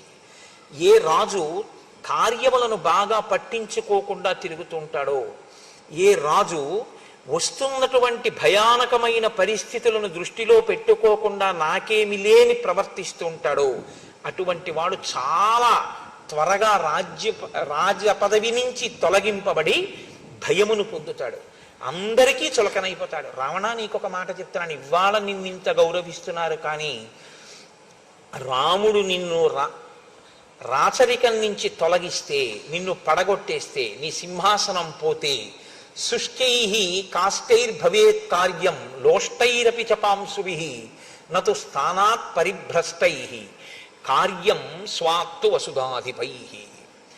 ఎక్కడైనా లోకంలో ఎండిపోయినటువంటి పుల్లలు, మట్టి గడ్డలు, ధూళి, వీటికి కూడా విలువ ఉండొచ్చేమి ఉంటుంది కూడా. కానీ ఒక్కసారి పదవిని కోల్పోయినటువంటి రాజుకి మాత్రం ఇక గౌరవం ఉండదు. వాడు అన్నిటినీ కోల్పోతాడు, అంత చులకనైపోతాడు అందరి దృష్టిలో. నువ్వు దీన్ని తెలుసుకోలేకపోతున్నావు, నీకు వస్తున్నటువంటి ప్రమాదాన్ని పసిగట్టలేకపోతున్నావు. వచ్చేస్తున్నాడు రాముడు, కాబట్టి త్వరలోనే నిన్ను పదవి నుంచి తీసేస్తాడు. ఎందుకు తీసేస్తాడని అడుగుతావేమో. ఒక్కటే కారణం, నీకు రాముడికి ప్రత్యక్ష వైరం అక్కర్లేదు. ఋషుల్ని రక్షిస్తానని రాముడు అన్నాడు, ఋషుల్ని పాడు చేసి నువ్వు ఉంటావు. కాబట్టి ధర్మాన్ని నువ్వు పాడు చేస్తావు, ధర్మాన్ని ఆయన రక్షిస్తాడు. కాబట్టి మీ ఇద్దరి శత్రుత్వానికి కారణం ఇది చాలు. నువ్వు ఉంటే ధర్మం ఉండదు, కాబట్టి నువ్వు ఉంటే ఋషులు తపస్సు చేయలేరు, కాబట్టి నువ్వు ఉండడాన్ని రాముడు ఇష్టపడడం. అసలు రాముడు అలా ఆలోచించాడా అన్నది మనం చెప్పడం కష్టం. రాముడు అసలు రావణుడి విషయంలో ఇప్పటి వరకు అలా ఆలోచించినట్టు, రావణుణ్ణి చంపేద్దామని రాముడు ఆలోచన చేసినట్టు మనకెక్కడా లేదు. ఋషులు అడిగారు, ఆయన ప్రతిజ్ఞ చేశారంతే. కానీ ఆవిడ దీన్ని ఎక్కడికి తీసుకొచ్చిందంటే, దీర్ఘకాలంలో జరగవలసిన మాట మాత్రం అదే, కానీ ఇప్పుడే రావణుడికి ప్రమాదం వచ్చేసింది అన్నట్టుగా రాముడి వైపుకి వైరాన్ని ప్రచోదనం చేసింది. అంటే రావణుడు అన్నాడు వెంటనే, ఏ ప్రశ్న రావణుడి నుంచి కోరుకుందో ఆ ప్రశ్నే రావణుడు వేశాడు. లోకంలో ప్రజ్ఞ ఒకటి ఉంటుంది, ఆయన ఇలా అడగాలి అనుకుని వెళ్ళి ఆయన అలా అడిగేటట్టుగా మాట్లాడతారు కొంతమంది. ఆ ప్రశ్న వేసేటట్టుగా మాట్లాడతారు. అప్పుడు తను అడగడం కాదు, ఆయన తనని అడిగి తాను ఆయనకి చేస్తానని చెప్పినట్టుగా స్థితిని కల్పిస్తారు. ఇది చాలా చమత్కారంగా ఉంటుంది, అదొక ప్రజ్ఞ. అది గొప్ప స్వార్థం. శూర్పణఖ దాన్ని సాధించుకోగలిగింది. కాబట్టి ఇప్పుడు రావణుడు అన్నాడు, కస్య రామ కథం వీర్య కిం రూప కిం పరాక్రమ కిమర్థం దండకారణ్యం ప్రవిష్ట సుదురాసదం. అసలు ఎవరా రాముడు? ఆయన పరాక్రమం ఏమిటి? ఆయన వీర్యం ఏమిటి? ఆయన దండకారణ్యంలోకి ఎందుకు వచ్చాడు? ఎప్పుడు వచ్చాడు? దేని కొరకు దండకారణ్యంలో ప్రవేశించాడు? ఆయుధం కించ రామస్య నిహితాయేన రాక్షసాః కరశ్చ నిహిత సంఖ్యే దూషణస్త్రిశిరాస్తథా తత్వం బ్రూహి మనోజ్ఞాంగి కేనత్వం చ విరూపిత. అసలు ఆ రాముడు ఏ ఆయుధాలు చేత్తో పట్టుకుంటాడు? రాముడి వెనకాతల ఎవరుంటారు? ఆ రాముడు ఏ పని మీద, ఏ వైరము వలన కరదూషణాదులను త్రిశిరుణ్ణి వాళ్ళని సంహరించాడు? నీ ముక్కు చెవులు ఎందుకు కోశాడు అని అడిగాడు. ఇప్పటి వరకు ఆవిడ కరదూషణాదుల గురించి మాట్లాడుతోంది తప్ప తన ముక్కు చెవులు ఎందుకు కోశాడో చెప్పలేదు. కానీ దాద్దామంటే దాచేదా? దాద్దామంటే దాగేది కాదు, ముక్కు చెవులు కోసేస్తే. కాబట్టి ఆయన ఈ ప్రశ్న అడిగేదాకా మాత్రం తన ముక్కు చెవులు ఎందుకు తెగిపోయాయో మాత్రం శూర్పణఖ చెప్పలేదు. ఇప్పుడు ఎంత అందంగా చెప్తుందో, ఆ ప్రశ్న వేస్తే ముక్కు చెవుల ఘట్టాన్ని ఇంకొక రకంగా తిప్పుకుంటుంది. ఈ ప్రజ్ఞ ఈవిడిదే కాదు, ఈవిడికి ముందు పుట్టినవాడు ఆయన. ఆయనకి ఇంతకన్నా గొప్ప ప్రజ్ఞ. సత్యాన్ని మసిపూసి అసత్యాన్ని తీసుకొచ్చి ప్రవేశపెట్టడంలో శూర్పణఖ రావణుడు ఖచ్చితంగా అన్నా చెల్లెళ్ళి అలాగే ఉంటారు వాళ్ళిద్దరు. కాబట్టి ఇప్పుడు ఆవిడంది దీర్ఘబాహుర్విశాలాక్ష. మనసులో కామం ఎక్కడికి పోతుందండి? కాబట్టి రాముడి గురించి ఎప్పుడు చెప్పినా అలాగే వర్ణిస్తుంది. దీర్ఘబాహుర్విశాలాక్ష చీరకృష్ణాజినాంబర కందర్పసమ రూపశ్చ రామో దశరథాత్మజ. రాముడు దీర్ఘమైనటువంటి బాహువులున్నవాడు. ఆజానుబాహుం అరవిందదలాయతాక్షం అని కదా. ఆయన చీరకృష్ణాజినాంబర, నారచీర కట్టుకుని కృష్ణాజినం కట్టుకుని ఉన్నాడు. కందర్ప సమరూపశ్చ, మన్మధునితో సమానమైనటువంటి అందము కలిగినటువంటి వాడు. రామో దశరథాత్మజ, దశరథుని యొక్క కుమారుడు రాముడు. శక్రచాప నిభం చాపం నికృష్య కనకాంగదం దీప్తాన్ క్షిపతి నారాచాన్ సర్పానివ మహావిషాన్. ఆయన ఇంద్రుడి యొక్క ధనస్సు ఎలా ఉంటుందో అటువంటి ధనస్సుని చేత్తో పట్టుకుంటాడు.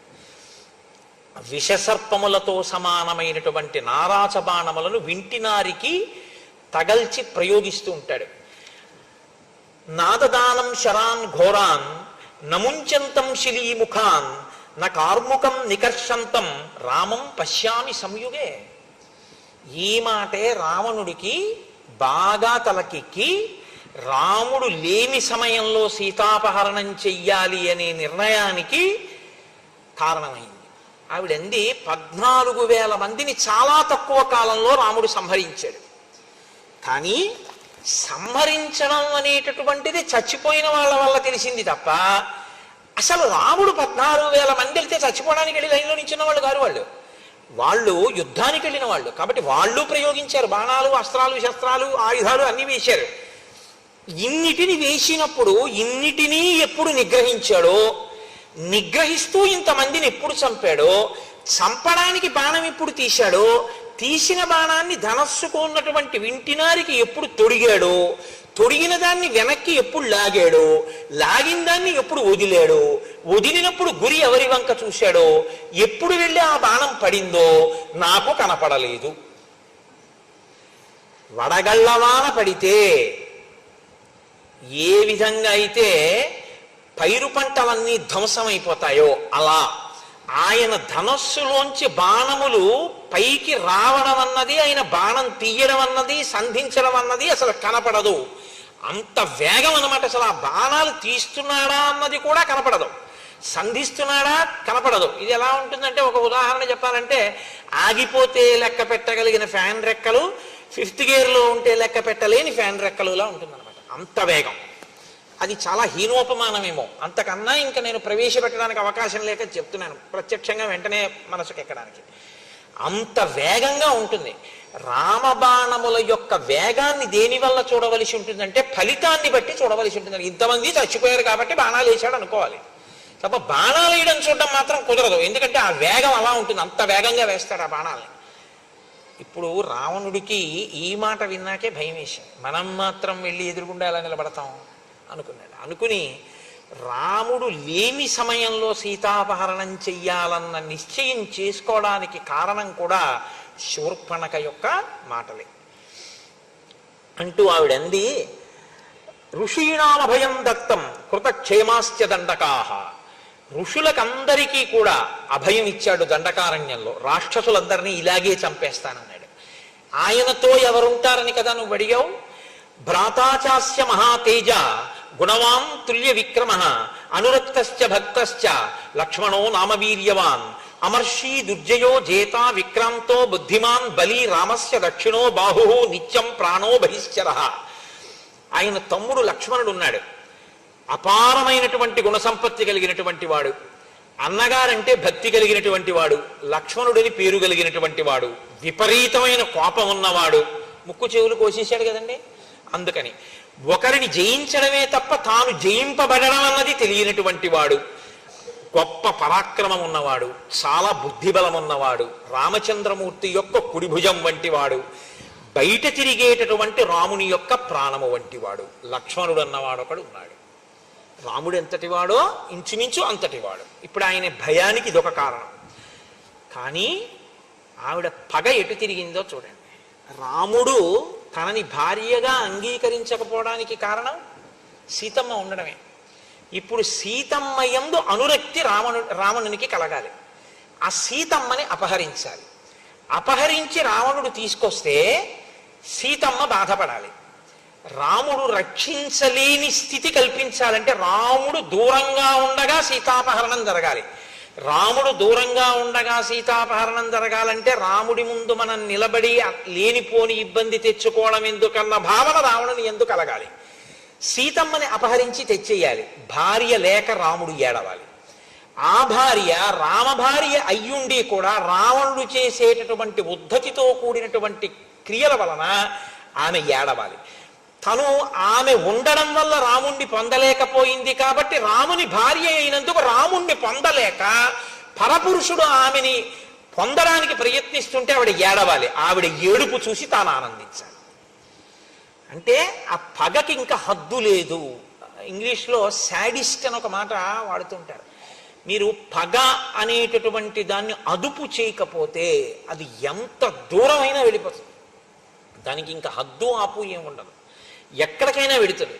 శూర్పణఖ ఈ ప్రణాళికని అమలు చేయడానికి నిశ్చయించుకుంది. కాబట్టి ఇప్పటి వరకు సీతమ్మ గురించి ఒకలా మాట్లాడుతుంది, ఇప్పుడు సీతమ్మ గురించి ఒకలా మాట్లాడుతుంది. రావణుని యొక్క మనసు సీతమ్మ యందు లగ్నం కావాలి. అందుకనంది, రామస్యతు విశాలాక్షి పూర్ణేందు సదృశానన ధర్మపత్ని ప్రియాభర్తు నిత్యం ప్రియహితేరత. రామచంద్రమూర్తి యొక్క భార్య విశాలాక్షి, పెద్ద కన్నులు కలిగినది. పూర్ణేందు సదృశానన, పౌర్ణమి నాటి చంద్రబింబం ఎలా ఉంటుందో అటువంటి ముఖము కలిగినది. ఖచ్చితంగా పరుల భార్య యందు మనసు పెట్టుకునే అలవాటు ఉన్న రావణుడికి ఈ మాటలు చాలు. ఇప్పుడు సీతని అపహరించాలి అన్న కోరిక బలపడడానికి ఇప్పుడు రెండో పాదం వేసింది. ధర్మపత్ని ప్రియాభర్తు, ఆమె ధర్మపత్ని రాముడికి. ఆవిడ పక్కన లేకపోతే రాముడు విలవిలలాడిపోతాడు. ఎందుచేతనంటే ఆమె అంటే రాముడికి అంత ప్రీతి. నిత్యం ప్రియహితేరత, ఆమె రాముణ్ణి కూడా అలా అనువర్తిస్తుంది. కాబట్టి ఇప్పుడు రెండు ప్రయోజనాలు రావణుడి దృష్టిలో పెడతాయి. సీతని అపహరిస్తే నేను 10 మాటలు నా నోటితో అనడం కష్టం, ఆమె తనదవుతుందన్న కోరిక. 2, ఆమె లేక రాముడు చాలా క్షోభపడిపోతాడు. తను ఎదురుగుండా నిలబడి యుద్ధం చేసి బాధ పెట్టలేకపోయినా ఏకకాలమునందు అందగత్తె అయిన సీతని తాను తెచ్చుకోవడం, తనకి శత్రువైనటువంటి రామచంద్రమూర్తికి మనస్థిమితం లేకుండా చేసి ఆయన నీరసపడిపోయేటట్టుగా చెయ్యగలగడం. అంత ప్రియమైన భార్య కనపడకపోతే, ఆ భార్య రాక్షసుడి చేత అపహరింపబడితే ఆయనకి వెంటనే అశాంతి కలుగుతుంది కదండి. అశాంతి చేత ఏమవుతుంది? చెయ్యవలసినటువంటి ధర్మబద్ధమైన అనుష్ఠానము నశించిపోతుంది. అనుష్ఠానము నశిస్తే తేజస్సు నశిస్తుంది. తేజస్సు నశిస్తే తాను అవతల వాడిని పడగొట్టడానికి అవకాశం కలుగుతుంది. కాబట్టి ఇప్పుడు రావణుడి మనస్సులో తీసుకునేటటువంటి నిర్ణయం ఎటువంటిదై ఉండాలో అటువంటి నిర్ణయం రావణుడి నోటి వెంట పైకి వచ్చేటట్టు శూర్పణఖ వృత్తాంతాన్ని మార్చి అక్కడ ప్రకటిస్తోంది రావణుడి దగ్గర. అంటే తన పగకి అనుగుణంగా అవతల వాణ్ణి పనిముట్టుగా వాడుకోవడానికి ఎంత బాగా మాట్లాడగలదో శూర్పణఖ మీరు గమనించవలసి ఉంటుంది. ఇది బాగా అన్న మాట పనికొచ్చే బాగా, పనికిరాని బాగా అన్నది కూడా చూసుకోవలసి ఉంటుంది మాట విషయంలో. కాబట్టి సా సుకేశీ సునాసోరు సురూపాచ యశస్విని దేవతేవ వనస్యాస్య రాజతే శ్రీరివాపరా. ఆమె చాలా అందగత్తె, చాలా విశేషమైనటువంటి నల్లని కురులు కలిగినటువంటిది, అందమైనటువంటి రూపమున్నది, కీర్తి కలిగినటువంటిది. ఆమె వనములో తిరుగుతుంటే వనదేవత అనిపిస్తుంది. సాక్షాత్ శ్రీ మహాలక్ష్మిలా ఉంటుంది. తప్త కాంచన వర్ణాభ, కాల్చిన బంగారు కాంతితో ఉంటుంది.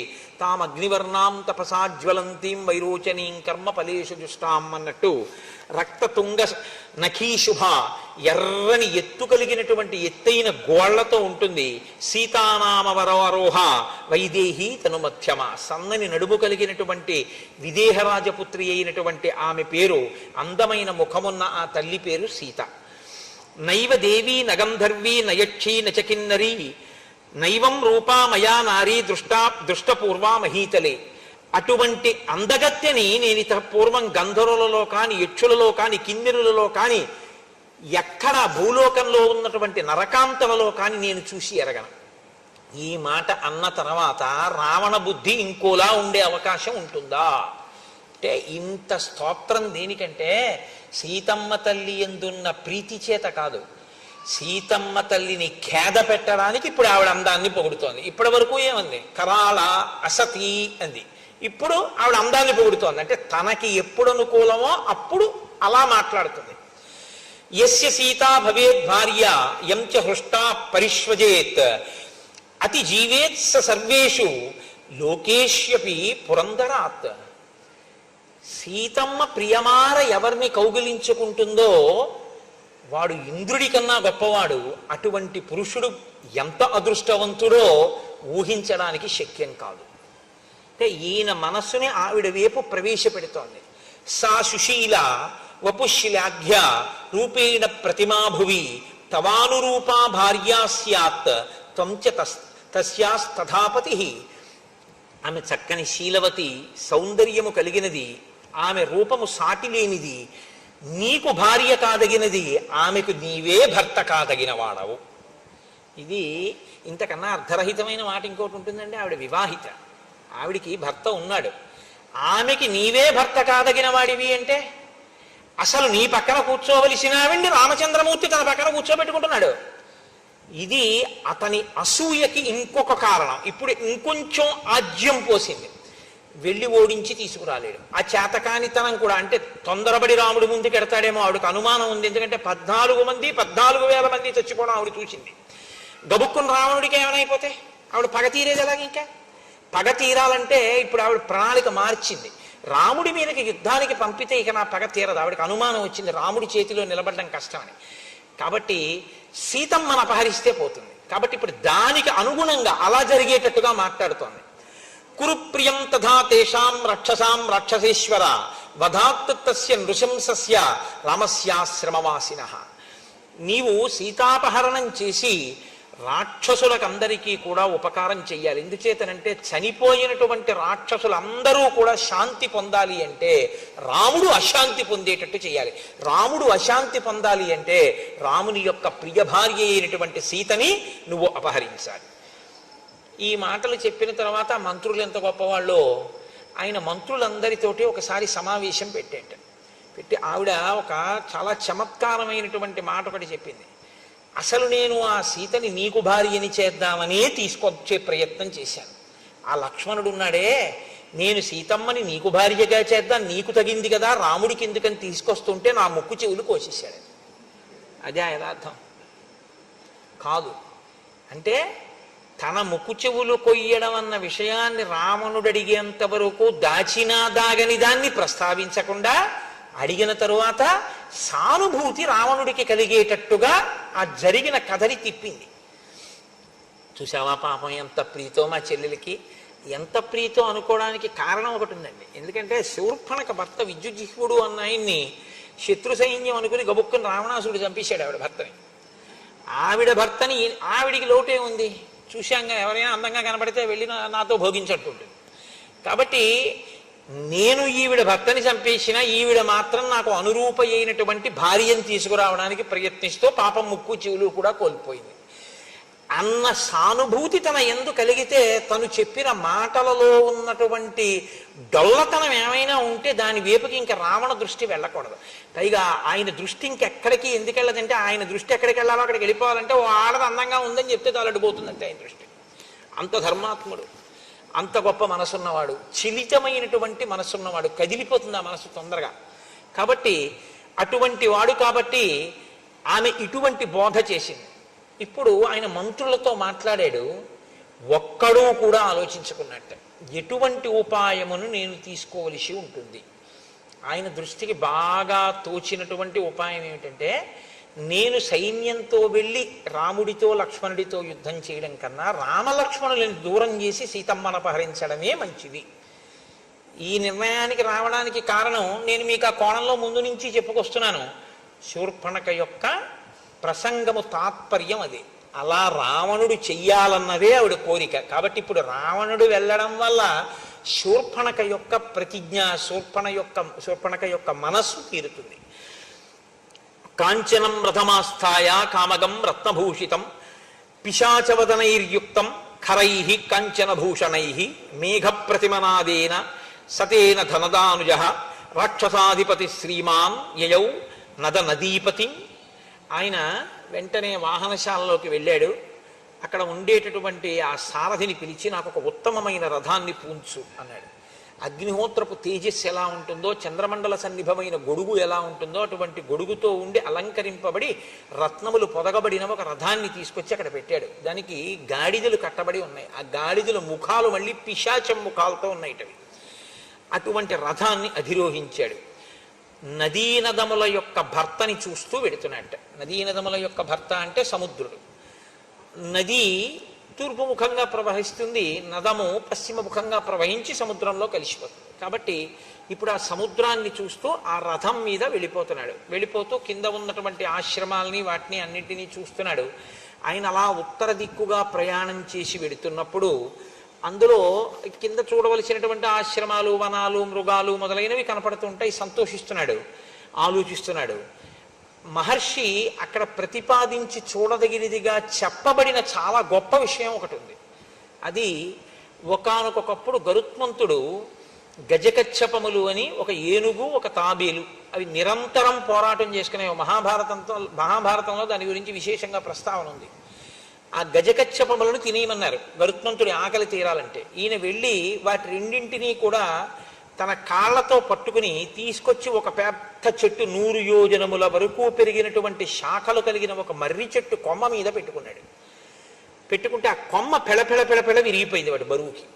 ఆ కింద మునులు తపస్సు చేసుకుంటున్నారు. ఆ కొమ్మ వాళ్ళ మీద పడిపోతుందేమోనని ఆయన ఏం చేశారంటే ఒక కాలితో గజకచ్చపాలని పట్టుకుని ఒక కాలితో ఈ కొమ్మని పట్టుకుని సముద్రం మీద ఎగిరిపోయాడు. అలా ఎగిరిపోతూ ఆయన ఆ గజకచ్చపాలు రెండింటినీ తినేశాడు. ఆ ఏనుగుని ఆ తాబేల్ని తినేసి ఇప్పుడు ఈ కొమ్మతో ఆయన ఒక పని చేసేట. ఒక కిరాత గ్రామంలో మునులను వేధించేటటువంటి వాళ్ళు కొంతమంది ఉన్నారట. ప్రహర్షముతులం లేభే మోక్షయిత్వా మహామునీన్. వాళ్ళని ఆ చెట్టు కొమ్మతో బాది సంహరించి ఈ మునులను కాపాడట.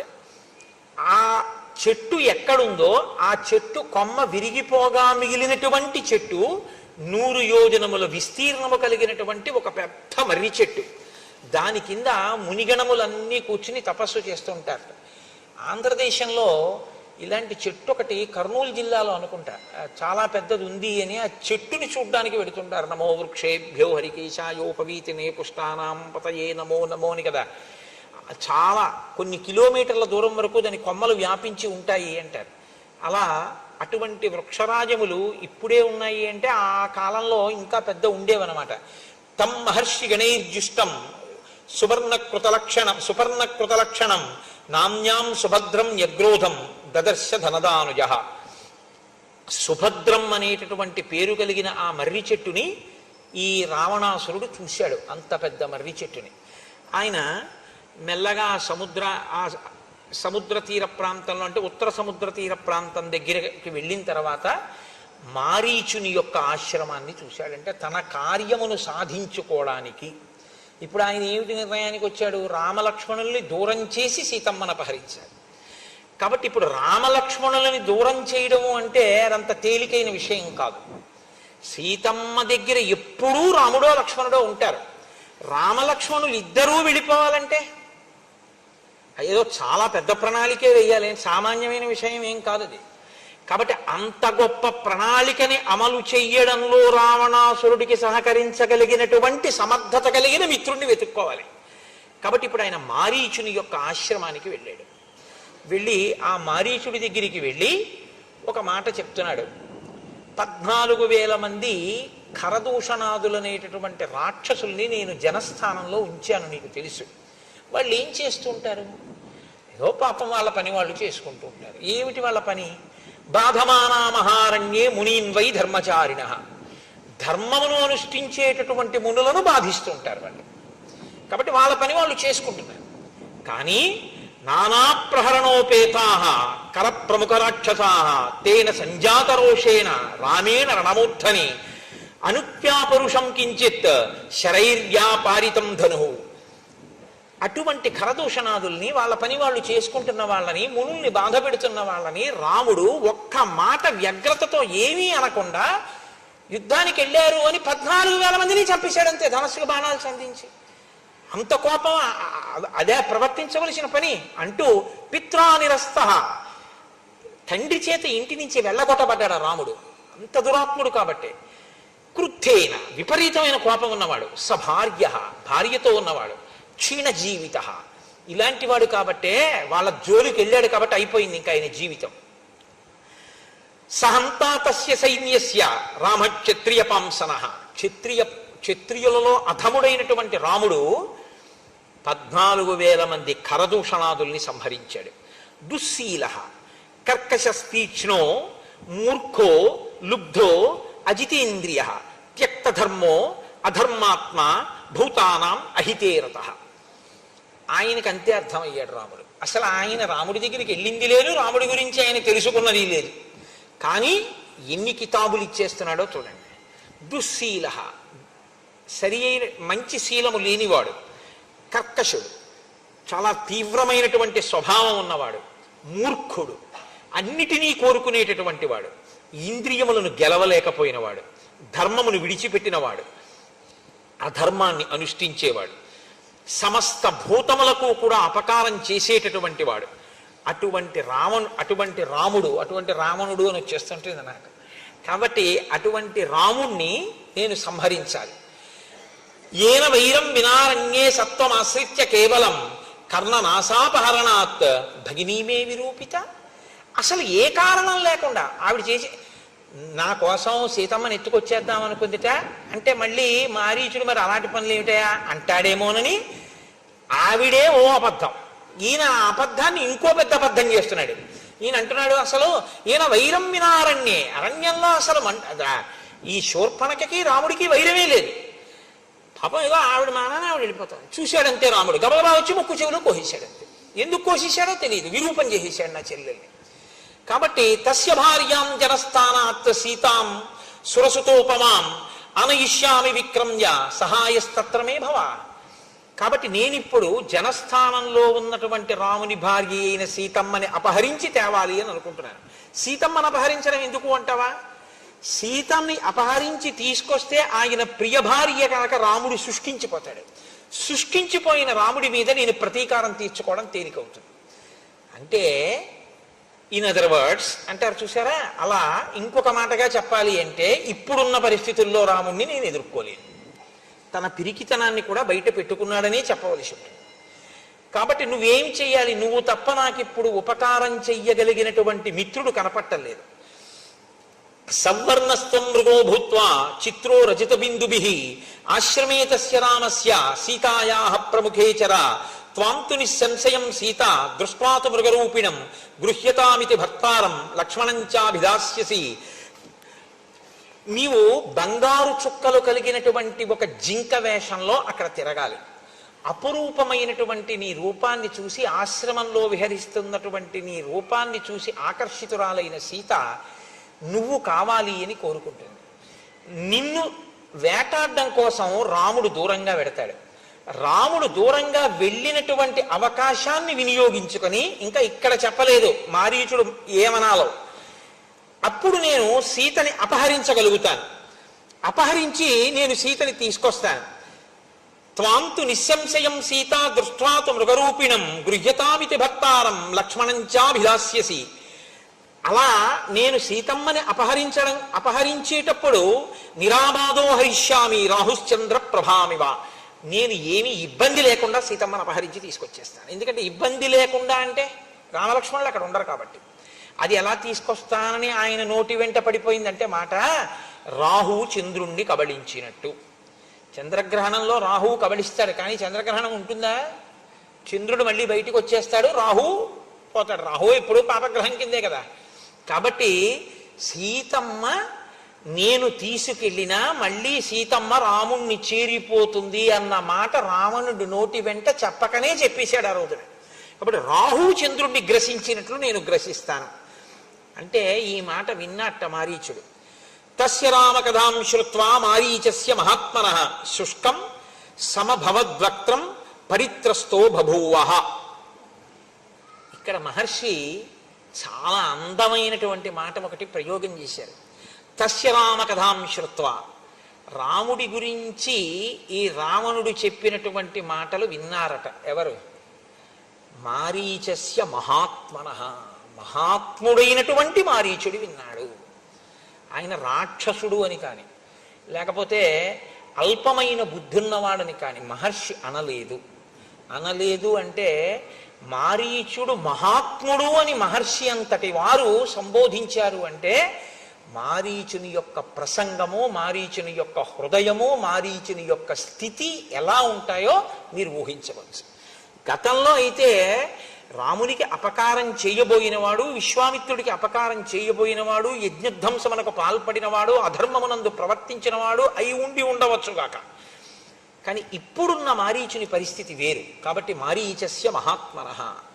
కాబట్టి ఇప్పుడు మారీచుడు రామునికి అపకారం చెయ్యాలన్న మాట వినగానే ఓష్టౌ పరిలిహన్ శుష్కౌ నేత్రైర్ అనిమిషైరివ మృతభూత ఇవార్తస్తు రావణం సముదైక్షత. పెదవులు ఎండిపోయి గబగబా నాలుకతో పెదవులు నాక్కున్నట్టు. అసలు ఆ మాట వినగానే ఆయనకి పెదవులు ఎండిపోయి నోట మాట రాలేదు. ముఖం పాలిపోయింది, శుష్కించిపోయింది. రావణుడి వంక కనురెప్ప వేయకుండా స్తంభీభూతుడైపోయిన వాళ్ళ ఒక్కసారి అలా ఉండిపోయేట. రాముడికి అపకారమా, సీతాపహరణమా అంటే రాముడెవరో అర్థం అయ్యుండాలి మారీచుడికి. కాబట్టి ప్రారంభమేనండి అసలు అద్భుతంగా మాట్లాడతాడు. ఎందుకంటే రాముడెవరో అర్థం అయింది. రాముడెవరో చెప్పినా అర్థం అవ్వదు రావణుడికి. ఇందులో ఒక ప్రమాదం ఒకటి చూపిస్తున్నారు మహర్షి. తనకి తెలియకపోవడం ఎప్పుడూ తప్పు కాదు. ఎందుకంటే మీరు ఒకటి గమనించండి, ఎవ్వరూ ఎప్పుడూ అన్నీ తెలుసున్నవాడు ఎన్నటికీ కడవా. ఎవడైనా అనుకుంటే వాడికన్నా అవివేకి లోకంలో లేడు. ఎందుకంటే శంకరాచార్యులు వారంతటి వారు పశుమాం సర్వజ్ఞ ప్రజిత కృపయా పాలయ విభో అన్నారు. ఇక నాకు అన్నీ తెలుసు అని ఎవడైనా అంటే ఇంకంత వాడికన్నా అవివేకి ఇంకోటి లేడని గుర్తు. అన్నీ నాకు తెలిసాక అలా అనగానే వాడి అహంకారం బయటపడిపోతుంది. నాకేం తెలుసండి అని చెప్పి మధ్య శిష్టాశ్చ తుల్యాశ్చ సంతితత్ర వనౌకస మత్త ప్రత్యవర కశ్చిన్ నాస్తి సుగ్రీవ సన్నిధో అన్నవాడు ఎవడో వాడు మహానుభావుడు, వాడు వినయం ఉన్నవాడు తప్ప అలా అనలేక అన్నీ నాకు తెలిసి అంటే ప్రమాదం కదండి. తెలియకపోవడం ఎప్పుడూ తప్పు కాదు.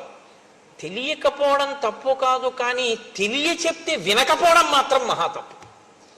తనకి తెలియదు, ఒకరు చెప్పారు, ఏం చేయాలి? వినాలి. అసలు వినకపోతే ఇక వాడు బాగుపడడు అని గుర్తు. కాబట్టి తన బుద్ధికి తోచిందే చేస్తాడు. కాబట్టి ఆ బుద్ధిలోకి ప్రమాదపుట ఆలోచన ఎప్పుడు వస్తుందో అప్పుడు పడిపోతాడు. ఆ ఆలోచన ఎంతకాలం రాదో అంతకాలం ఓ వెలుగు వెలుగుతాడు. ఇది ఈ రెండు కోణాలు తెలుసున్నవాడు మారీచుడు. ఒకడు మహాత్ముడు, మహాత్ముడుగా మారీచుడికి అర్థమయ్యాడు. ఒకడు దురాత్ముడు, దురాత్ముడిగా అర్థమయ్యాడు. దురాత్ముడు అని ఇప్పుడు విడిచిపెట్టడానికి మారీచుడు సిద్ధంగా లేడు. ఎందుకు సిద్ధంగా లేడు అంటే ఆయనలో ఇంకా ఒక ప్రభుభక్తి అన్నది ఉండిపోయింది. కాబట్టి కనీసం ఒక మాట చెప్పి చూద్దాం మారుతాడేమో, కానీ మారుతాడన్న నమ్మకం లేదు వీడికి చెప్పిన. కాబట్టి ఆయన ప్రారంభమే సులభాహ పురుషారాజన్, ఓ రాజా, నీ మనసుకి ఏది ప్రియమో, ఏది చెప్తే నువ్వు సంతోషిస్తావో అది నీకు చెప్పేవాడు లోకంలో ఎక్కడికి వెళ్ళినా దొరుకుతాడు. నీ మనసుకి నచ్చదని తెలిసి కూడా నీ హితమును కోరి చెప్పేవాడు ఉండడు. ఒకవేళ అలా చెప్పేవాడు ఉన్నా వినేవాడు ఉండడు. ఎంత పెద్ద మాట అండి! నిజమే. మనకెందుకు వచ్చిందండి ఆయనతో గొడవ అంటారు. చూడండి, లోకంలో మాట ఉంటుంది, మనకెందుకు వచ్చిందంటారు, ఎవడి కర్మ వాడు, పోనీ ఏదో మనకి తెలియనట్టుంటే అయిపోయాయి అంటారు. తప్పండి. అదేంటిది? పాడైపోకుండా ఆయనకి మంచి మాట చెప్పాలి మనం అనేవాడు ఉండడు. ఒకవేళ ఆయన అలా అని అబ్బా తప్పబ్బాయి నువ్వు అలా ఉండకూడదు, నువ్వు మారవలసి ఉంటుంది సుమా అన్నాడు అనుకోండి, వినేవాడు ఉండడు. అంటే సులభాహ పురుషారాజన్ సతతం ప్రియవాదిన అప్రియస్యతు పత్యస్య వక్త శ్రోతాచ దుర్లభ. అటువంటి వక్త, అటువంటి శ్రోత లోకంలో లేరు, అవతల బాగున్నాడు అంతే. ఒకవేళ ఉంటే అద్భుతం, అది మారిపోతారంటే రావలసినటువంటి అకాల మృత్యువు తొలగిపోతుంది. అవవలసిన రాక్షసుడు సత్పురుషుడైపోతాడు, మారుతాడు. మారే అవకాశం ఉందన్నమాట. అసలు నేను విన్నంటే అన్నీ విన్నా ఆ చెప్పొచ్చావులేవా అన్నాడు అనుకోండి, ఇంకెందుకు పనికి వచ్చినట్లు. ఇది మొట్టమొదటి శ్లోకంలో చెప్తున్నాడు. ఈ శ్లోకం నేను ఇంకా ఎంత నెత్తి కొట్టుకు చెప్పాలో నాకు అర్థం కాదు, కానీ ఈ శ్లోకం జీర్ణమైతే మన పరిస్థితి వేరు. ఈ శ్లోకం జీర్ణం కాకపోతే నా దృష్టిలో అయితే రామాయణంలో ఉన్న అత్యద్భుతమైన శ్లోకాలలో ఈ శ్లోకం ఒకటి. ఎందుకో తెలుసా? మనుష్యుడన్నవాడు పాడైపోవడానికి ప్రధాన కారణం ఎక్కడుంటుందంటే చెప్పేవాడు లేక కాదు, చెప్పేవాడు ఉన్న వినేటటువంటి బుద్ధి లేక పాడైపోతాడు. మనం వినడం ఏమిటి అని ఇంకా వస్తే ఆ చెప్పిన వాళ్ళలో మనం ఏం వెతకచ్చు అన్న దృష్టికోణం. చెప్పొచ్చాడు లేదు, ఆయన ఏంటో మీకు తెలుసా? ఆయన చెప్పిన దాంట్లో సారం ఉందా లేదా వాక్కులో, అది కాదు కావాల్సింది. తండ్రి నీకు మంచి చెప్పడానికి తండ్రికి ఎంత పండితుడై ఉండాలి? నీకు మంచి చెప్పడానికి మీ తల్లి ఎంత సంస్కృతం చదువుకుని ఉండాలి నాకు చెప్పండి. మీ తల్లిగారు సంస్కృతం చదువుకుంటేనే మీరు మీ తల్లిగారి మాట వింటారా? మీ తండ్రి గారు వేదాంగములు చదువుకుంటేనే మీరు మీ తండ్రి గారి మాట వింటారా? తండ్రితనం చాలు మీకు మంచి చెప్పడానికి, తల్లితనం చాలు మీకు మంచి చెప్పడానికి కదా. ఎప్పుడు వీళ్ళు మన తల్లిదండ్రులు మన అభ్యున్నతి కొరకు మాట్లాడతారన్న భావన నీకుంటే ఆ మంచి నీకు పనికొస్తుంది. వాళ్ళకి ఏం తెలుసని నువ్వు అనగలిగితే నీ జీవితంలో తల్లిదండ్రులు నీకెప్పటికీ ఏమీ చెప్పలేరంటే నిన్ను అనుష్ఠాన పర్యంతంలోకి తీసుకురాలేరు. అది వాళ్ళ దోషం కాదు, నీ యందు దోషం. రామకృష్ణ పరమహంస మాటల్లో చెప్పాలి అంటే ఒక మేకు ఒక సుత్తి పట్టుకొచ్చి కొట్టగలడేమో కానీ అసలు అది భీమ్ అయి ఉంటే అది దూలం, సిమెంటు ఇనుము కలిపిన దూలం అండి అది. అందులోకి మేకు పట్టుకొచ్చి కొడితే మేకు వంగిపోతుంది తప్ప మేకు దిగదు, ఇంత పొడెం కూడా రాలదు. గోడకి కొద్దిగా గొల్లతనం ఉంటే సుత్తి పెట్టి కొడితే మేకు దిగుతుంది. అసలు నీ మనసుకి ఆర్ద్రత ఉంటే చెప్పిన మాట లోపలికి వెళుతుంది. అసలు ఆర్ద్రతే లేకపోతే చెప్పడం ఒక శుష్క ప్రసంగం అంతే. కాకపోతే తన కర్తవ్యం, నేను మీతో మనవి చేశాను కదా, రామాయణంలో ఈ కర్తవ్యం అన్న మాట చాలా ఎక్కువ, బాధ్యత అన్న మాట ఉండదు. కర్తవ్యం, తను చెయ్యవలసింది తను చేస్తున్నాడా లేదా అంతవరకు. దానికి మెప్పు గొప్ప దీనికోసం పాకులాట ఏమి ఉండదు. నేను చెప్పవలసినటువంటిది చెప్తున్నానా లేదా అంతవరకే అంతే. నేను చెప్పవలసింది చెప్పేశాను, నేను తీసుకొచ్చిన నీళ్లు కురిసేశానా లేదా, అనుకున్న మేఘం ఎటువంటిదో చెప్పాలనుకుని చెప్పేసిన వాడు అటువంటి వాడు లోకము యొక్క హితము కొరకు. కాబట్టి సులభాహ పురుషారాజన్, నువ్వు సీతమ్మని ఎత్తుకొస్తాను అంటే బహుశా నీ మంత్రులు ఏం మాట్లాడి ఉండరు, అలాగే ఉంటారు. ఇది దాని ఉద్దేశ్యం. ఇంతకుముందు మాట్లాడాడుగా. కానీ నీ హితమును కోరివి కష్టమైన మాటలా అనిపించినా చెప్పేవాడు ఉంటాడు, వినేవాడు మాత్రం దొరుకుతాడని నమ్మకం లేదు. సాహసించి చెప్పేవాడు కూడా ఉండడు. మనకెందుకు వచ్చిన గొడవ అని కప్పుకుంటారు. కాబట్టి అసలు ఈ మొట్టమొదటి శ్లోకం అర్థమైతేనండి ఇక రామాయణం లేదు, అయిపోయింది రామాయణం ఇక్కడితో. ఎందుకో తెలుసా అండి, వెంటనే లంకకి వెళ్ళి శూర్పణఖని లాగి లెంపకాయ కొట్టి తీసుకెళ్లి రాముడి కాళ్ళ మీద పారేసి తాను కాళ్ళ మీద పడిపోయి బుద్ధి గడ్డి తిని సీతమ్మని ఎత్తుకెడదాం అనుకున్నానండి, నాది తప్పైపోయింది, నా బుద్ధి మారింది, మీరెవరో తెలుసుకున్నాను, నేను కూడా నా తపస్సుని ఇంకా ధర్మం కోసమే ఉపయోగిస్తానని రావణుడు అని ఉంటే అసలు ఇంకా మిగిలిన కాండలు లేవు, రేపే మంగళం చెప్పేయడమే. వినకపోవడం వల్ల కదండి కథ అంతా నడిచింది. వినకపోతే ఎంతమంది పాడవుతారో కూడా చెప్తాడు మారీచుడు. ఒక్క స్థానంలో ఉన్నవాడు వాడు కూర్చున్న స్థానాన్ని బట్టి వినకపోవడం అన్న ఫలితం ఉంటుంది. వాడు ఒక సామాన్య వ్యక్తి అనుకోండి, అక్కడి వరకే పోతుంది. ఇంటి యజమాని అనుకోండి, ఇల్లు పోతుంది. ఆయన ఒక కార్యాలయంలో అధికారి అనుకోండి, ఆఫీస్ పోతుంది. ఆయన ఒక దేశాధినేత అనుకోండి, ఆ దేశమే నశించిపోతుంది పుత్రమిత్ర కలత్రాదులతో ససైన్యంగా. నువ్వు మాట బాగా వినాలి, ఎందుకంటే నువ్వు చాలా పెద్ద స్థానంలో ఉన్నావు. నువ్వు వినకపోవడం నీతో పోదు, నీతో ఉన్న వాళ్ళందరూ పోతారంటాడు మారీచుడు. అసలు నిజంగా వినకపోవడం అనేటటువంటిది ఎంత ప్రమాదమో, అసలు ఉపన్యాసాన్ని ఇలా ప్రారంభించడం అనేటటువంటిది. అందుకు కదండి మారీచస్య మహాత్మనః అన్నాడు మహానుభావుడు వాల్మీకి మహర్షి. కాబట్టి నమానం బుద్ధ్యసే రామం మహావీర్యం గుణోన్నతం అయుక్తచారశ్చపలో మహేంద్రవరుణోపమం. అసలు ప్రారంభమే. రావణాసురుణ్ణి ఆయన సంబోధించిన తీరు చూడండి ఎలా మొదలుపెట్టాడు. ఒక్కొక్కసారి మర్యాదగా మాట్లాడి బాగు చేద్దామంటే కుదరదు, అత్యంత ప్రమాదకరమైనటువంటి రీతిలో ఉన్న. ఏదో కొద్దిగా ఒళ్ళు వేడిగా ఉందనుకోండి, ఫోన్లో ఇవాళ చూద్దాం రేపు పెడదాం హాస్పిటల్ కంటే పర్వాలేదు. వాంతులు విరేచనాలు కూడా అవుతున్నాయి అనుకోండి, ఓ గంట పెడదామంటే పర్వాలేదు. ఊపిరి అందకపోతే వెళ్ళిపోవాలంతే వెంటనే. అప్పుడు ఇంకా కారు ఉంటే కారు, బండి ఉంటే బండి, మోటార్ సైకిల్ ఉంటే మోటార్ సైకిల్, ఏమీ లేకపోతే భుజం మీద వేసి పట్టుకుపోవాలంతే తప్ప కరెంట్ లేదండి, లిఫ్ట్ లేదండి, ఇప్పుడు ఎలా దింపుతామండి, అందులో చూద్దామండి, అరగంట పోయా కరెంట్ వస్తుంది అంటారా? ఈడి చేయాలి కిందకు అవసరమైతే, పట్టుకుపోవాలంతే. అప్పుడు ఇక గౌరవం అన్న మాటతో సంబంధం లేదు. మనిషి చాలా ప్రమాదపుట ఆలోచనతో ఉన్నాడు. భజ గోవిందం భజ గోవిందం గోవిందం భజ మూఢమతే అన్నారంతే శంకర భగవత్పాదులు.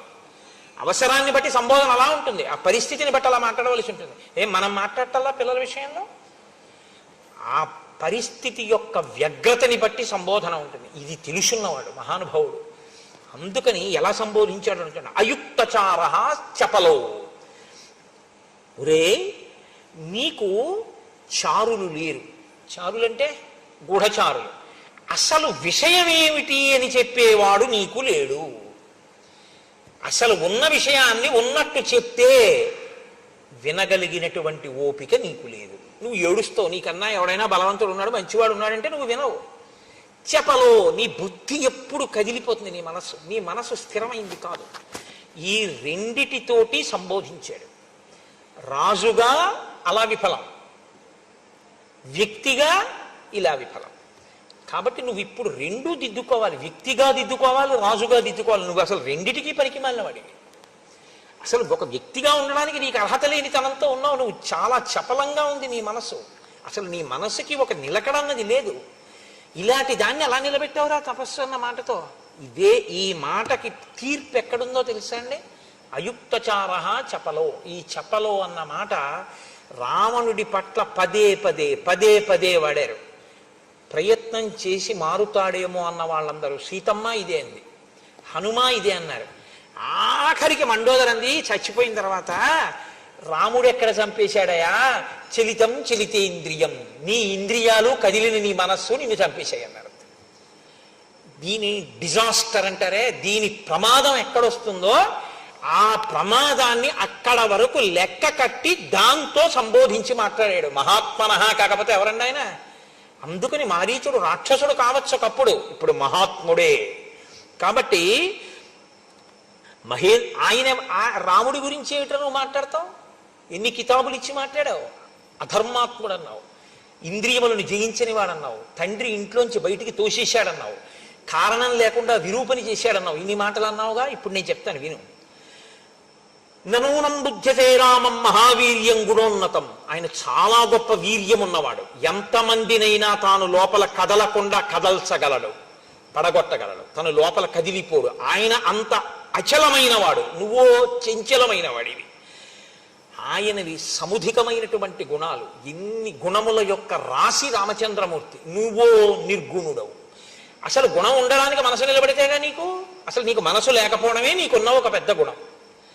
నువ్వు ఆయన గురించి మాట్లాడడం ఏంటి? ఎంత ధైర్యంగా మాట్లాడుతున్నాడండి రావణుడితో. రావణుడితో ఇంత ధైర్యంగా మాట్లాడడం, ఇంత నిలదీసి మాట్లాడడం మీకు రామాయణంలో ఎక్కడా కనబడదు.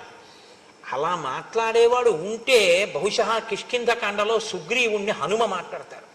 ఇంత కదిలిపోయేవాడివి నువ్వేం పనికొస్తావు రాజు కిందని అడిగాడు. ఆయన అడిగితే విన్నాడు కాబట్టి సుగ్రీవుడు బాగుపడ్డాడు, వినలేదు కాబట్టి రావణుడు నశించిపోయాడు. రామాయణంలో మీరు అది పట్టుకోవాలి. వినడం వినడం వినడం వినాలి. రాముడు విన్నాడు. రాముడంతటి వాడు కూడా కోపానికి లోనయ్యాడు. లక్ష్మణుడు చెప్తే విన్నాడు కాబట్టి రాముడు ఇవాళ పూజింపబడ్డాడు. ఆ వినడం అన్నది లేకపోతే ఎవ్వడూ బాగుపడే అవకాశం ఉండదు. చాలా ప్రమాదం. వినాలి. కానీ మన దురదృష్టం ఏమైపోయిందంటే ఎంతసేపు కూడా ఇవాళ లోకంలో చాలా గొప్ప విషయం ఏంటంటే కమ్ వాట్ మే. ఇది ఎక్కడి నుంచి వచ్చిందో నాకు తెలియదు కానీ ఏదైనా జరగని నేను అనుకున్నది చేస్తాను, నేను అన్నదే అంటానంతే. అది చాలా దురదృష్టకరమైనటువంటి విషయంలో ఇవాళ సమాజం వెళ్ళిపోతోంది రోజు రోజుకి. కాబట్టి అపి స్వస్తి భవేత్తాత సర్వేషాం భువిరాక్షసాం అపి రామో సుసంకృద్ధ అరాక్షసం. నువ్వు ఏమనుకుంటున్నావో రావణ నాకు తెలియదు కానీ రాముడి యొక్క భార్య అయిన సీతమ్మని అపహరిస్తానని నువ్వు అంటున్నావు కదా. అసలు నిజంగా నువ్వు సీతమ్మని అపహరించడం మాట పక్కన పెట్టు. రాముడికి రాక్షసుల మీద కోపం అంటూ వస్తే ఈ లోకంలో ఇంకా రాక్షసుడు అన్నవాడు బతకడు. కాబట్టి ఇప్పుడు నువ్వేం చేస్తున్నావో తెలుసా? సీతమ్మని అపహరించడం మాట పక్కనెట్టు, ఈ ఆలోచన చేస్తున్నావని రాముడికి తెలిస్తే చాలు రాక్షస జాతి మీద కోపం వస్తుంది. అసలు ఇక రాక్షస జాతి ఉండదు. అంత ప్రమాదపుట ఆలోచన చేసేవాడు. అపితే జీవితాంతాయ నోత్పన్నా జనకాత్మజ అపి సీతా నిమిత్తంచ నభవేద్ వ్యసనం మమ. ఇది అసలు నిన్ను చంపడానికే సీతమ్మ పుట్టిందా అని నాకు అనుమానంగా ఉంది అన్నాడు ఆయన. ఎంత అబ్బో ఎలా అనేసాడో అసలు ఆశ్చర్యంగా ఉంటుందండి. అందుకే కదండి ఆవిడ జననం. ఉద్ధిత అయోనిజగా పుట్టింది కదా తల్లి, భూమిని చీల్చుకుని. అవతార ప్రయోజనం అదే కదా. కాబట్టి అసలు నిన్ను చంపడానికే పుట్టిందా? నీతో పోతుందా? లంకంతా పోతుందేమో, నేను పోతానేమో నిన్ను ఆశ్రయించినందుకు, నీ వెనక ఉన్నందుకు నేను పోతానేమో. అసలు ఎవరో నీ దగ్గర చాలా స్నేహంగా ఉన్నట్లు ఉంటూ నిన్ను నాశనం చేసేవాళ్లే ఎవరో నీకు ఈ మాటలు చెప్పి ఉండాలి సీతాపహరణం చేయమని. నచ పిత్రాపరిత్యక్తో నామర్యాద కథంచన నలుబ్ధో నచ దుశ్శీలో నచ క్షత్రియ పంసన. చూడండి, ఒక్కొక్క చోట పాయింట్ టు పాయింట్ ఖండించారంటారే, మారీచ ప్రసంగం అలా ఉంటుంది. రావణుడు ఏవన్నాడో వాటన్నింటినీ ఏకసంతాగ్రాహి అయి అన్న ప్రతి మాటని ఖండిస్తాడు. నువ్వేమన్నావు? రాముణ్ణి తండ్రి ఇంట్లోంచి వెళ్ళగొట్టాడు అన్నావు. తప్పు. ఆయన అలా వెళ్ళగొట్టపడలేదు. ఆయన మర్యాద తెలియనివాడు కాడు, ఆయన లుబ్ధుడు కాడు, ఆయన అన్నిటినీ కోరేవాడు కాడు, ఆయన దుశ్శీలుడు కాడు, క్షత్రియుల ఎందు అధముడైనటువంటి వాడు అసలే కాడు. ఆయన నచధర్మ గుణైర్హీన కౌసల్యానందవర్ధన నతీక్ష్ణో నచ భూతానాం సర్వేషాం అహితేరత. భూతములకు అహితము చేసేటటువంటి వాడు, అపకారము చేసేటటువంటి వాడు అసలు కాడు, క్రోధమున్నవాడు కాడు, ధర్మగుణములు లేనివాడు కాడు. ఆయన అన్ని విధములుగాను యోగ్యుడు. వంచితం పితరం దృష్ట్వా కైకయ్యా సత్యవాదినం కరిష్యామీతి ధర్మాత్మా తాత ప్రవ్రజితో వనం కైకయ్యా ప్రియకామార్థం పితుర్దశరథస్య చ హిత్వా రాజ్యంచ భోగాంశ్చ ప్రవిష్టో దండకాననం. రాముని తండ్రి అయిన దశరథ మహారాజు గారిని కైకమ్మ వరములనేటటువంటి మిషని అడ్డుపెట్టి వంచి ఆయన దగ్గర 2 వరములను పుచ్చుకుంటే ఇచ్చినటువంటి దశరథ మహారాజు గారు సత్యమునందు నిలబడితే తప్ప ఊర్ధలోకములు పొందలేడని తండ్రిని సత్యమునందు నిలబెట్టడం కోసం తనంత తానుగా పితృవాక్య పరిపాలకుడై 14 సంవత్సరముల అరణ్యవాసం చెయ్యడం కోసమని బయలుదేరి వచ్చినటువంటి మహాత్ముడు రాముడు. నువ్వు దాన్ని మార్చి చెప్తున్నావు, తండ్రి వెళ్ళగొట్టాడని. తండ్రి వెళ్ళగొట్టలేదు. అసలు ఇన్ని తెలిసి అలా మాట్లాడుతుంటే మారాలి, ఖచ్చితంగా మారే గుణం ఆయనకి లేదు. రామో విగ్రహవాన్ ధర్మ సాధు సత్యపరాక్రమ రాజా సర్వస్య లోకస్య దేవానాం అఘవానివ. రామో విగ్రహవాన్ ధర్మ, ధర్మాన్ని తీసుకొచ్చి ఒక చోట రాశీభూతంగా నిలబెట్టి ప్రాణం పోస్తే ఆ ధర్మం కదిలి వెడుతుంటే చూడాలి అనుకుంటే అదే రాముడు కదిలి వెడుతున్న ధర్మం. ధర్మానికి హాని చేద్దామనుకున్నవాడు బతికి పట్టకట్టడం. సాధువు, ఆయన సత్పురుషుడు. సత్యపరాక్రమ, ఆయన నిరంతరము సత్యమునే అనుష్ఠిస్తాడు కాబట్టి అదే ఆయన పరాక్రమం, కాబట్టి చెక్కు చెదరదది. రాజా సర్వస్య లోకస్య, రాముడు ఇక్కడ కాదు, ఈ రాజ్యానికి కాదు, సమస్త లోకములకు రాజు. అంటే ఆయన ఎవరో, రాముడెవరు అన్న సత్యాన్ని మారీచుడు గ్రహించగలిగాడు. దేవానాం అథవానివ, దేవతలకు ఇంద్రుడు ఎటువంటి వాడో రాముడు అటువంటి వాడు. నువ్వు సీతమ్మను అపహరిస్తానన్నావుగా, కథం తం తస్య వైదేహీం రక్షితాం స్వేన తేజస ఇచ్చసి ప్రసభం హర్తుం ప్రభామివ వివస్వతః. ఆ సీతమ్మ రాముని చేతనే రక్షింపబడుతుంది, రామలక్ష్మణులని దూరంగా పంపితే నువ్వు అపహరించగలను అనుకుంటున్నావు. పిచ్చాడా, సీతమ్మ తన తేజస్సుతో తనని తాను రక్షించుకుంటుంది. ఆమె తేజస్సు ఏమిటో తెలిసా? ఆవిడ పాతివ్రత్యమే. పాతివ్రత్యం ఉన్న సీతమ్మని నువ్వు అపహరించలేవు అంటే మీరు ఒక విషయాన్ని ఖండితంగా తెలుసుకోవలసి ఉంటుంది. బంగారు చుక్కలున్న మృగంగా మారీచుడి వెళ్ళినా ఆయనకు ఒక విషయం తెలుసు. నేను హా సీత హా లక్ష్మణ అంటూ పడిపోయినా సీతాపహరణం రావణుడు చెయ్యలేడు. సీతాపహరణం అంటూ జరిగితే సీతమ్మ వెళ్ళింది తప్ప సీతని రావణుడు అపహరించలేదు. సీతమ్మే వెళ్ళడం అంటూ జరిగితే అది రావణ సంహారానికే వచ్చింది తప్ప ఇంకో ప్రయోజనానికి కాదు. కాబట్టి నేను నిమిత్తం, వాడు అనుకుంటున్నాడు నేను ఎడితే వాడు ఎత్తుకెళ్ళగలని ఒత్తి మాట. లేకపోతే ఈ మాట ఎలా చెప్పగలడండి మహాత్మనః? కాబట్టి కథం తం తస్య వైదేహీం రక్షితాం స్వేన తేజస, తన తేజస్సుతో తనని తాను రక్షించుకుంటుంటుంది ఆవిడ. ఇచ్చసి ప్రసభం హర్తుం ప్రభామివ వివస్వతః. ఏమిట్రా బలవంతంగా పట్టుకొస్తానంటే ఏంట్రా? ఎంత బలం ఉంటే మాత్రం సూర్యుడి కాంతిని పట్టరా చూస్తాను. నీకు బలం ఉండొచ్చు, బలం ఉంటే సూర్యుడి కాంతి పట్టుకెళ్ళిపోగలవా? అదిలా. ఇప్పుడు మీకు బలం ఉందండి, ఒక ఉదాహరణ బాగా చెప్పాలంటే కోటేశ్వరారు మెల్ల రుద్రాక్షమాలు లాగేయచ్చు, కోటేశ్వరారు ఉత్తరీయం లాగేయచ్చు. కోటేశ్వరరావు గారు మాట్లాడేటటువంటి విధానాన్ని మీరు లాగేయలేరుగా. అది కోటేశ్వరరావు గారిలో అంతర్గతమైన శక్తి. అంటే ఇదేదో పెద్ద గొప్ప విషయం, నేనేదో పెద్ద భక్తనని నేను మాట్లాడలేదు, ఒక ఉదాహరణకి చెప్పాను అంతే. నాది నా విభూతి, నేను నా విభూతి 2 విడదీయబడవు. రాముని విభూతి రామశక్తి సీతమ్మ. రాముడి నుంచి రామశక్తి ఎందుకు విడుతుంది? విడదు. విడితే దాని అర్థం ఏమిటో తెలుసా? మహామాయా విశ్వం భ్రమయతి పరబ్రహ్మ మహిషి. నీ కొంప ముంచడానికి రావాలి ఆవిడంతే, తప్ప ఇంకోటి కాదు. నీకు అర్థం కావట్లేదు చెప్తే వినవు, నాకు తెలుసు, అయినా చెప్తాను, నా కర్తవ్యం. కాబట్టి బలాత్కారంగా తీసుకెళ్లడం అన్నది కుదిరే పని కాదు. నీకు చెప్తున్నాను, సూర్యకాంతిని తీసుకెళ్లలేవు.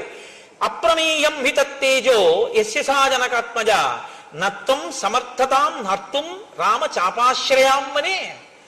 నీవు ఆ సీతమ్మని తీసుకెళ్ళిపోతా అంటున్నావు కదా. అప్రమేయం హి తత్తేజో, అసలు ఆవిడ యొక్క తేజస్సు, ఆవిడ రక్షించుకోగలిగిన సమర్థతే కాకుండా ఆవిడ తేజస్సుతో ఆవిడ ఏ పనులు చెయ్యగలదు అన్నదాన్ని ఊహించడం సాధ్యం కాదు. ఇప్పుడు నువ్వు ఆవిడ జోలికెడితే ఆవిడ తేజస్సు ఆవిడ్ని రక్షించుకోవడానికి పనికి రావడమే కాదు, నిన్ను లంకని నాశనం చేయడానికి పనికొస్తుంది ఆ తేజస్సు. ఏమిటనుకుంటున్నావు? ఇదేగా చిట్టచివర భాస్కర రామాయణంలో భాస్కరుడు అంటాడు, నీకంఠర్పిత కాలపాశము శిరో నిర్ఘాత పాతంబు లంకౌక సంచయ కాళరాత్రి గలబద్ధో దగ్ర కాళాహి కన్యాకారాగత మృత్యువున్ జనక కన్యన్వేగ నొప్పించి అంటాడు. పిచ్చాడా అలా అనుకుంటున్నావు, సీత అంటే నీకు కనబడినట్టు అనుభవైక వేద్యమైన ఒక స్త్రీ కాదంటాడు. అది అది ఆయనకి అర్థం కాకుండా ఉంచడం,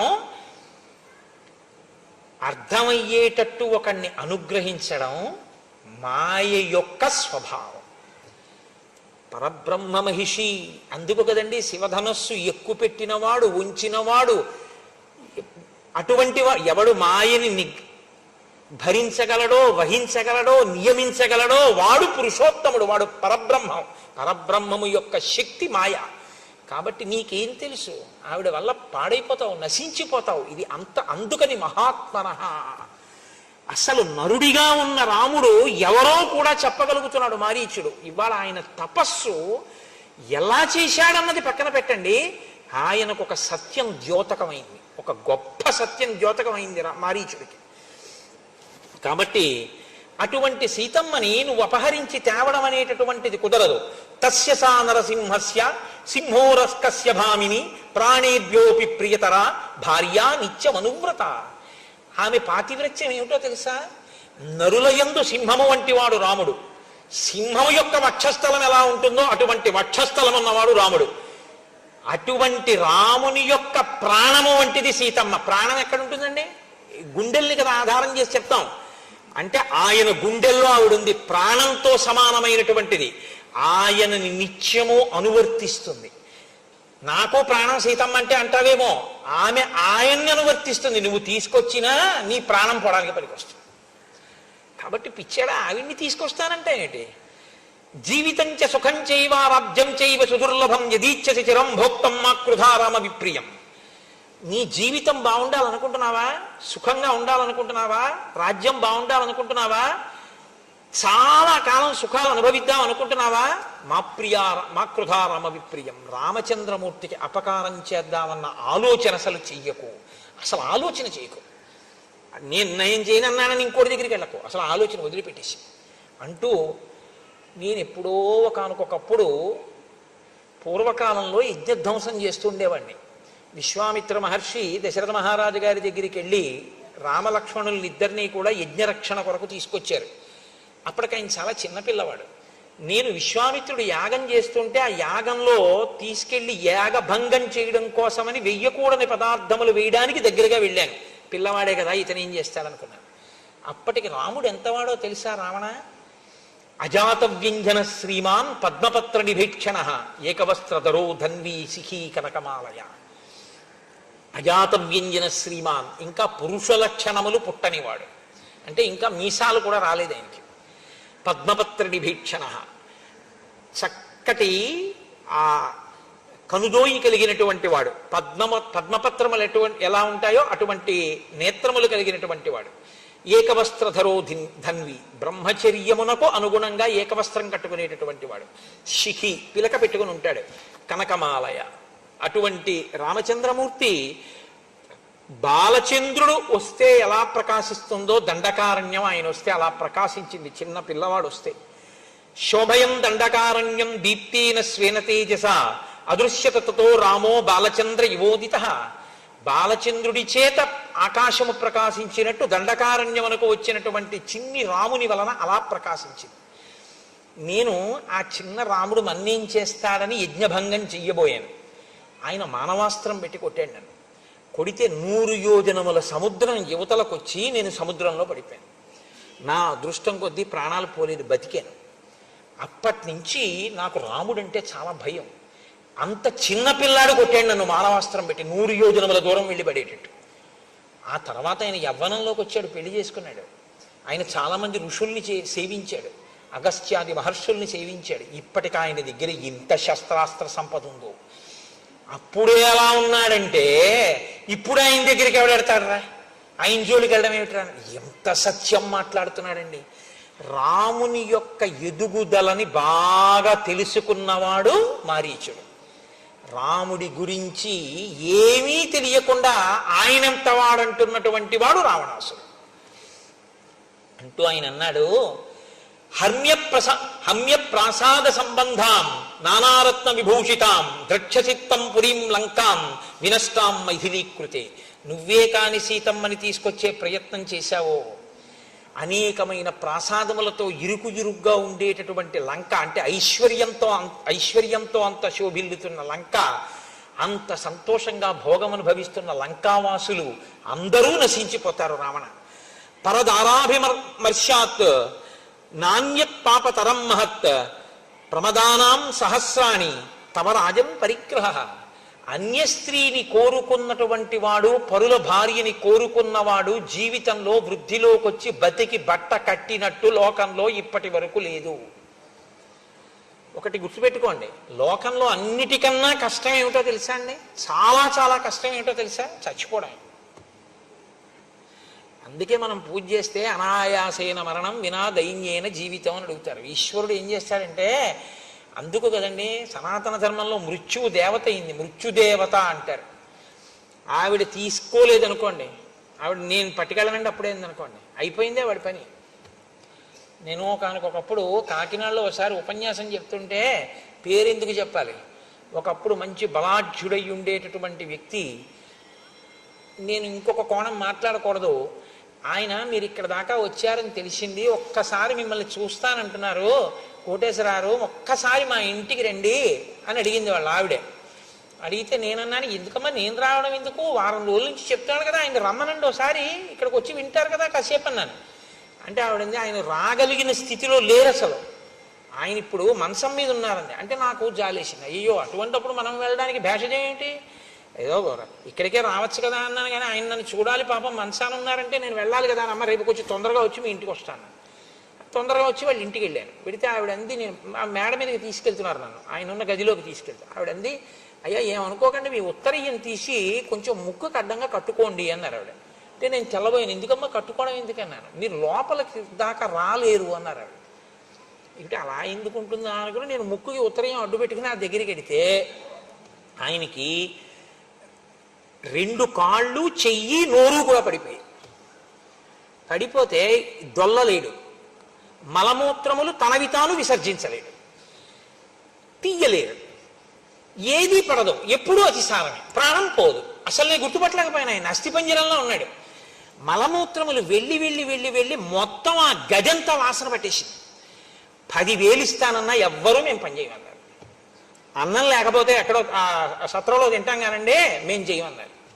కాబట్టి ఇప్పుడు భార్య కూడా వెళ్ళి చేసే పరిస్థితి కాదు. కాబట్టి ఇప్పుడు ఆయన నా వంక ఇలా తల తిప్పి చూసి కనుల కొనుకులలోంచి ఇలా నీళ్లు కారితే నమస్కారం చేద్దామని ఉంది ఆయనకి. పాపం నా మీద ఎక్కడో ప్రేమ మిగిలిపోయింది. చేతులు లేవు, నమస్కారం చేయలేడు. కనుకొలుకుల వెంట ఇలా నీళ్లు కారిపోతుంటే ప్రయత్నపూర్వకంగా నేను అయ్యయ్యో ఏం పర్వాలేదు అందామని 1-2-3 అడుగులు వేయిపోయి ఆగిపోయాను హఠాత్తుగా. ఎందుకో తెలుసా అండి, పురుగులు పట్టాయి అప్పటికే. శవం చాలాసేపు ఒక చోట ఉంటే చలికంపులా వస్తుంది, అటువంటి చలికంపు గదంతా. 2 అడుగులే వేయగలిగాను నేను. ఇంకా వెళ్ళలేకపోయాను. ఏం పర్వాలేదులేండి అందామంటే మరి ఉత్తరీయం కిందకి జారాలి, నేను ఇంకా ఉండలేకపోయాను, వెళ్ళిపోయాను. ఆ తర్వాత 6 నెలలు ఉన్నాడు ఆయన అలాగా. ఈ దేనికి ఉన్నట్టు అంటే బాధ అనుభవించడానికి ఉన్నాడు. అందుకే మన వాళ్ళు మృత్యువుని దేవతని ఎందుకంటారో తెలుసా అండి, ఈ శరీరము జర్జరీభూతం అయిపోతే దీంట్లోంచి సునాయాసంగా ఆవిడ విడిపించేసింది అనుకోండి, అమ్మయ్య అంట. లేకపోతే ఇప్పటికే చాలా ఖర్చు అయిపోయిందండి, ఇప్పుడు మాత్రం ఏం చేస్తాడు అని ఇంటికి తీసుకెళ్లరు.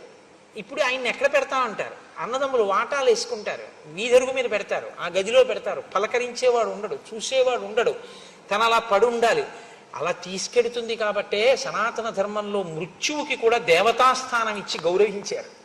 కాబట్టి వెళ్ళిపోవడం అనేటటువంటిది అంత తేలిక కాదు. రావణ ఏదో అనుకుంటున్నావు, నీ ఒక్కడివి వెళ్ళిపోతాను అనుకుంటున్నావా సీతమ్మ జోలికెడితే? ఇంత భోగం అనుభవిస్తున్న లంక వెళ్ళిపోతుంది అన్నాడు. నిజంగా ఆ ఒక్క మాట కొంచెం జీర్ణం అయ్యి ఉంటేనండి రావణుడికి, అది ఎలా అన్నాడంతే, ఒకవేళ అది కూడా అయితే అని ఆలోచించి ఉంటే, నా కళ్ళ ముందు ఇంతమంది వెళ్ళిపోయి నేను ఒక్కనే మిగిలిపోతే ఉన్నట్టా ఊడిపోయినట్టా అని ఒక ఆలోచన చేసి ఉంటే బహుశా మార్పు వచ్చి ఉండేదేమో. అసలు వినడం అన్న గుణం లేదు కదండి. ఇదే అది వద్దు ఎక్కడ. అందుకు కదండి మహానుభావుడు సులభాహ పురుషారాజంచతం ప్రియవాదిన ప్రియస్యకు పత్యస్య వక్త శ్రోతా చతుర్లభ అంటూ మొదలెట్టాడు. ఏమి మారీచుడండి మహానుభావుడు. కాబట్టి నాశనం అయిపోతుంది రా లంక. నా మాట విను, వెళ్ళకు సీతమ్మ జోలికి. పరదార జోలికి వెళ్ళి బాగుపడిన వాడు లేడు. అంటే పరదార జోలికి వెళ్ళావో అంత తొందరగా మృత్యువు రాదు, అప్పుడు వస్తుంది. అప్పుడు ఈశ్వరుడు ఏం చేస్తాడంటే తీర్పు స్థానంలో కూర్చుంటాడు. తీయడు, ఉండి ఉపయోగం ఉండదు. అప్పుడు అనుభవంలోకి వస్తుంది పాపం. ఎవరు చూసేవాళ్ళు, అమ్మో సీతమ్మ సుందరకాండలో మాట్లాడుతుంది, ఇంకా వాతలు పెట్టేస్తుంది ఆవిడ. అయితే మాత్రం ఆయనకి అంటిందా? కాబట్టి భవస్వదార నిరత స్వకులం రక్ష రాక్షస మానం బుద్ధించ రాజ్యంచ జీవితం చేష్టమాత్మన కలత్రాణి చ సౌమ్యాని మిత్రవర్గం తథైవచ యదిచ్ఛసి చిరం భోక్తం మాకృధా రామ విప్రియం. నీ దార యందు, నీ భార్యల యందు నువ్వు తృప్తి పొందు. నీ కులాన్ని నువ్వు రక్షించుకో, నీ యొక్క గౌరవాన్ని నువ్వు కాపాడుకో, నీ బుద్ధిని సక్రమంగా ఉంచుకో, నీ రాజ్యాన్ని కాపాడుకో, నీ జీవితాన్ని కాపాడుకో. కలత్రానికి సౌమ్యాన్ని, నీ యొక్క భార్యలతో నువ్వు సంతోషంగా ఉండాలని నువ్వు కోరుకుంటే, మిత్రవర్గం తథైవచ, నీ మిత్రులు సంతోషంగా ఉండాలని కోరుకుంటే, యదీచ్ఛసి చిరం భోక్తం, నువ్వు చాలా కాలం ఇలా సుఖాలు అనుభవించాలనుకుంటే మాకృధా రామ విప్రియం. రామునికి మాత్రం అపకారం చేద్దాము అని ఎప్పుడూ అనుకోకు. నేను ఒకప్పుడు మృగరూపాన్ని దాల్చి ఇంకొక ఇద్దరు మిత్రులతో కలిసి రాముడు అరణ్యవాసం చేస్తుండగా వెళ్ళాను. రాముడు కూర్చుని ఉన్నాడు. అప్పుడు నేను అనుకున్నాను, ఇప్పుడు తాపసి కందమూలాలు తింటున్నాడు, చాలా కాలమైంది కదా, అప్పుడు మానవాస్త్రం పెట్టి కొట్టాడని గుర్తు తెచ్చుకుని ఒక క్రూర మృగం రూపంలో ఉన్నాను కాబట్టి ఇప్పుడు నన్ను ఏం చెయ్యగలడని రాముడి మీదకి పరిగెత్తాను. తాపసం నియతాహారం సర్వభూత హితేరతం సోహం వనగతం రామం పరిభూయ మహాబలం. ఆయన బలాన్ని తిరస్కరించి ఆయన మీదకి మృగరూపంలో పరిగెత్తాను. తాపసోయమితి జ్ఞాత్వా పూర్వవైరమనుస్మరం. అప్పుడు నన్ను అస్త్రం పెట్టి కొట్టినటువంటి విషయం నా జ్ఞాపకంలో ఉంది. ఇప్పుడు ప్రతీకారం తీర్చుకుందామని వెళ్ళాను. అభ్యదానం హి సంక్రుద్ధ తీక్ష్ణ శృంగో మృగకృతి. నేను వాడి అయిన కొమ్ములతో మృగరూపంలో ఉన్నానప్పుడు. జింఘాసుర కృత ప్రజ్ఞ తం ప్రహారం అనుస్మరన్. పూర్వపు దెబ్బ స్మరించి ఇప్పుడు రాముణ్ణి చంపుదామని వెళ్ళాను. ఆయన ఏం చేశాడంటే వాడి అయినటువంటి బాణములను ఎక్కుపెట్టి ప్రయోగించాడు. నాతో వచ్చినటువంటి వాళ్ళు అక్కడే ఆ బాణపు దెబ్బ గుండెల్ని చీల్చి చంపేసింది. నేను అటు ఇటు తిరిగి ఆ బాణపు దెబ్బ తప్పుకుని పారిపోయించాను. బాణం నాకు తగలలేదు, కానీ ఇహ ప్రవ్రాజితో యుక్త తాపసోహం సమాహిత. ఆ రోజు పారిపోయి వచ్చిన వాడిని అప్పటి నుంచి ఓ పర్ణశాల కట్టుకుని తపస్సు చేయడం మొదలెట్టాను. ఇహ బయటికి వెళ్ళటలేదు. ఎందుకు వెళ్ళటలేదంటావేమో, వృక్షే వృక్షే చ పశ్యామి చీర కృష్ణాజినంబరం గృహీత ధనుషం రామం పాశహస్తం ఇవాంతకం. నేను ఎక్కడికన్నా బయటికి వెళ్ళాననుకో, వృక్షే వృక్షే చ పశ్యామి చీర కృష్ణాజినంబరం, ఇలా తలెత్తి చూస్తే ఏ చెట్టు మీద ఏ కొమ్మ మీద చూసినా సరే నారచీర కట్టుకుని చేతిలో ధనస్సు పట్టుకుని రాముడు కనబడుతూ ఉంటాడు. ఎన్ని చోట్లని పరిగెత్తను, ఎక్కడికి పరిగెత్తినా రాముడే కనబడుతూ ఉంటాడు. అంటే ఆయన భయంతో ఈ స్థితిని పొందిన ఆయనకి మాత్రం రామదర్శనం అవుతోంది. ప్రతి చోట రాముడే కనపడుతున్నాడు. వనం కనబట్టలేదు, రాముడు కనబడుతున్నాడు. విశ్వం కనబట్టలేదు, విశ్వనాథుడు కనబడినట్టు. లోకము స్థానంలో లోకేశ్వరుడు కనపడినట్టు ఆయనకి రాముడే కనపడుతున్నాడు. కానీ భక్తితో మాత్రం కాదు. కాబట్టి ఇహ నాకు వృక్షే వృక్షే చ పశ్యామి చీర కృష్ణాజినాంబరం గృహీత ధనుషం రామం పాశహస్తమివాంతకం. పైగా ఎలా కనపడుతున్నాడో తెలుసా? చేతిలో యమపాశం పట్టుకున్నటువంటి యమధర్మరాజు గారు ఎలా ఉంటాడో అలా కనపడుతున్నాడు. అంటే ఎప్పుడు కనపడ్డా రాముడు ప్రసన్నమూర్తిగా మాత్రం కనపడలేదు, క్రుద్ధుడై కనపడ్డాడు. ఆయనకి కోపంతో కనపడ్డాడు, రౌద్రంగా కనపడ్డాడు. అంటే ఈయన చాలా భయంతో కూడినటువంటి స్థితిలో ఉన్నాడు తప్ప తక్కువేమి మనకు రాముండొక్కడుండు వరకు అన్న స్థాయిని మాత్రం పొందలేకపోయాడు. అంటే గతం యొక్క అనుభవాలు ఇంకా ఈయన్ని వెంటాడాయి. అవి రామసహస్రాణి భీత పశ్యామి రావణ రామభూతమిదం సర్వం మరణ్యం ప్రతిభాతిమే. నాకు అపి రామ సహస్రాణి, సహస్రాణి అంటే 1000 అని కాదు, అనంతం. నాకు ఎక్కడ చూసినా రాముడే. ఆ రాముడిని చూసి భీత పశ్యామి రావణ, నాకు భయం వేసేస్తుంది. రామభూతమిదం సర్వం అరణ్యం ప్రతిభాతిమే, అరణ్యమంతా రాముడే, కొమ్మలు రాముడు. అదేంటి ఏదో సర్వం రామమయం అంటారు చూసారా, అసలు అలా కనపడింది మారీచుడికొక్కడికే. రామభూతమిదం సర్వం అరణ్యం ప్రతిభాతిమే, నాకు ఈ అరణ్యం అంతా రాముడై ప్రకాశిస్తోంది. నాకు ఇంకా చెట్లు, కొండలు, గుట్టలు, ఏర్లు, సెలయేర్లు, నదులు, నదములు ఇవేం నాకు కనపడవు, నాకు అన్ని రాముడే. కాబట్టి నాకు భయం. ఇది ఎక్కడి వరకు పోయిందో తెలుసా? పడుకుందామంటే దృష్ట్వా స్వప్నగతం రామం, కల వస్తే రాముడు వస్తాడు. కల దాటితే కదా సుషుప్తి. జాగ్రత్త నుంచి స్వప్నావస్థ, స్వప్నావస్థ నుంచి సుషుప్తి. అసలు నిద్ర పోదామంటే రాముడే. అందుకని నేను నిద్రపోయి చాలా కాలం అయింది. పోనీ జాగృతిలో ఉంటే రాముడే. కాబట్టి ఇప్పుడు నేను రాముడి నుంచి తప్పించుకోగలిగిన స్థితిలో లేను. నేను ఎప్పుడూ రాముడు అలా చూస్తుంటాడు, నాకు అటువంటి రాముడు కనపడుతూ ఉంటాడు. నేను అలాగే భయం భయంగా ఒక చోట నక్కి ఉంటాను. నాకు ఎంత భయం పట్టేసిందో తెలుసా రాముడంటే? రావణ రకారాదీని నామాని రామత్రస్తస్య రావణ రత్నాని చరధాశ్చీమాత్రా సంసంజనయంతిమే. నా దగ్గరికి ఎవరైనా వచ్చి రాతో మొదలెట్టినటువంటి అక్షరంతో ప్రారంభమైన పదాన్ని పలకబోయి రత్నం అందామని అన్నారనుకో, నేను పారిపోతాను. రామ అంటాడేమో తర్వాత. రత్నానిచ రథాశ్చైవ, రథం అందామని రా అన్నాడు అనుకోండి, నేను పారిపోతాను. ఎందుకంటే తర్వాత మా అంటాడేమో అని భయం. నాకు రా అని వినపడితే పారిపోతాను. నాకంత భయం పట్టేసిందయా. నాకు రామ అంటే భయం, రాముడే నాకు కనపడుతూ ఉంటాడు. నాకు ఇంకేం కనపట్టలేదు వచ్చిన బాధ. నాకు చెట్లు పుట్టలు ఏం లేవు, అన్ని రాముడే. అది ఎలా పాశహస్తమివాంతకం, చంపేసేటటువంటి యముడిలో కనపడుతూ ఉంటాడు నాకు. కాబట్టి అయినా నేను తెలియక అడుగుతాను, రావణ మీ చెల్లెలు ముక్కు చెవులు కోసేశారు, ఖరదూషణాదుల్ని చంపేశాడు, ఉత్తిని చంపేశాడని చెప్పావు కదా, ఏ పని లేకుండా చంపేశాడన్నా నేను చెప్పనా యథార్థం ఏమిటో? ఇది శూర్పణకాహేతో జనస్థానగతకర అతివృత్తో హతపూర్వం రామేణ కృష్ణకర్మణ అత్ర బ్రూహి యథాతత్వం కో రామస్య వ్యతిక్రమ. ఈ ఖరదూషణాదులనేటటువంటి వాళ్ళు మర్యాదని మరిచిపోయి రామచంద్రమూర్తికి ఇంతమందిని కలిసి యుద్ధానికి వెడితే రాముడు 14,000 మందిని యుద్ధంలో తెగటార్చాడు. శూర్పణక యుక్తాయుక్త విచక్షణ మరిచిపోయి రాముడి దగ్గరికి వెడితే ముక్కు చెవులు కోశాడు తప్ప అసలు విషయం తెలుసుకోకుండా నీ ఇష్టం వచ్చినట్టు మాట్లాడతాయేంటి? తప్పది. రాముడి దోషం ఏముందని ఇవాళ రాముడి భార్యను అపహరిస్తానంటున్నావు? నువ్వు అలా మాట్లాడకూడదన్నాడు. అసలు నిజంగానండి కుండ బద్దలగొట్టినట్టు అంటారు చూసారా, అంత స్పష్టంగా మాట్లాడేశాడు. ముందే చెప్తాడుగా, వక్తా శ్రోతాచ దుర్లభ. వినకపోవడం ఎంత ప్రమాదం తెస్తుందో మీరు రావణుడి వైపు చూడాలి. రావణుడు చూడండి ఎలా మాట్లాడతాడో. తం పద్యహిత వక్తారం మారీచం రక్షసాధిప అబ్రవీత్ పరుషం వాక్యం అయుక్తం కాలచోదిత. కాలుని చేత చోదితమైన వాడు అంటే యమధర్మరాజు గారి చేత గ్రసింపబడడానికి సిద్ధంగా ఉన్నవాడికి మంచి మాట తలకెందుకు ఎక్కుతుంది? కాబట్టి ఎక్కలేదు. వాక్యం నిష్ఫలమత్యర్థం ఉక్తం బీజ వివోషరే. ఉషర క్షేత్రంలో పడినటువంటి విత్తనం ఎలా మొలకెత్తదో అలా మారీచుడు ఇంత కష్టపడి చెప్పినా రావణాసురుడి తలకెక్కలేదు. స్త్రీవాక్యం ప్రకృతం శుత్వా వనమేక పదేగత. రాముడి గురించి అంత గొప్పగా చెప్తాయంటే, ఒక ఆడదాని మాట విని వెంటనే హఠాత్తుగా లేచి అయోధ్య విడిచిపెట్టి అరణ్యవాసానికి పోయినటువంటి ఉద్రేకం ఉన్నవాడు రాముడు అంటే. అవశ్యంతు మయా తస్యా సంయుగే కరగాతినః ప్రాణై ప్రియతరా సీత హర్తవ్యా తవ సన్నిధౌ. ఖరదూషణాదుల్ని సంహరించినటువంటి ఆ రాముడికి సరైనటువంటి శిక్ష ఆయన ప్రాణ సమానమైనటువంటి సీతని అపహరించడమే. అది కూడా నీ సమక్షంలోనే జరగాలి. అంటే నువ్వు నాకు ఉపకారం చేసి తీరాలి, చుక్కల జింకగా రావాలి. నా మాట వినద్దనుకుంటున్నావేమో. పంచరూపాణి రాజానో ధారయంత్యమితేజసౌహో అగ్నేరింద్రస్య సోమస్య వరుణస్య యమస్య చ ఔష్ట్యం తథా విక్రమంచ సౌమ్యం దండం ప్రసన్నతాం. రాజు అంటే రాజు ఒక్కడే అనుకుంటున్నావేమో, రాజు 5 రూపాల్లో ఉంటాడు.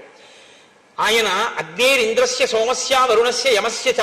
అగ్ని స్వరూపం ఆయనే, ఇంద్రస్వరూపం ఆయనే, వరుణస్వరూపం ఆయనే, సోమస్వరూపం ఆయనే, యమస్వరూపం ఆయనే. 5 రూపాలలో ఉండి అగ్నిలా తీక్షణమైనటువంటి స్వభావాన్ని, ఇంద్రుళ్ళ పరాక్రమాన్ని, చంద్రుళ్ళ ఆహ్లాదకరత్వాన్ని, వరుణుళ్ళ దుష్ట నిగ్రహ లక్షణాన్ని, యముడిలా ప్రసన్నతను సంతరించుకుని రాజు ఉంటాడు.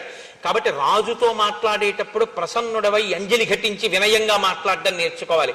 నేను అడగని విషయాలు నేను చెయ్యమనని బోధానాన్ని నాకెవడు చేయమనండి? ఇది ధూర్త లక్షణం కాదా? కాబట్టి నేను అడగంది నువ్వు ఎందుకు మాట్లాడుతున్నావు? మాట్లాడేటప్పుడు భక్తి శ్రద్ధ అవసరం కాదా?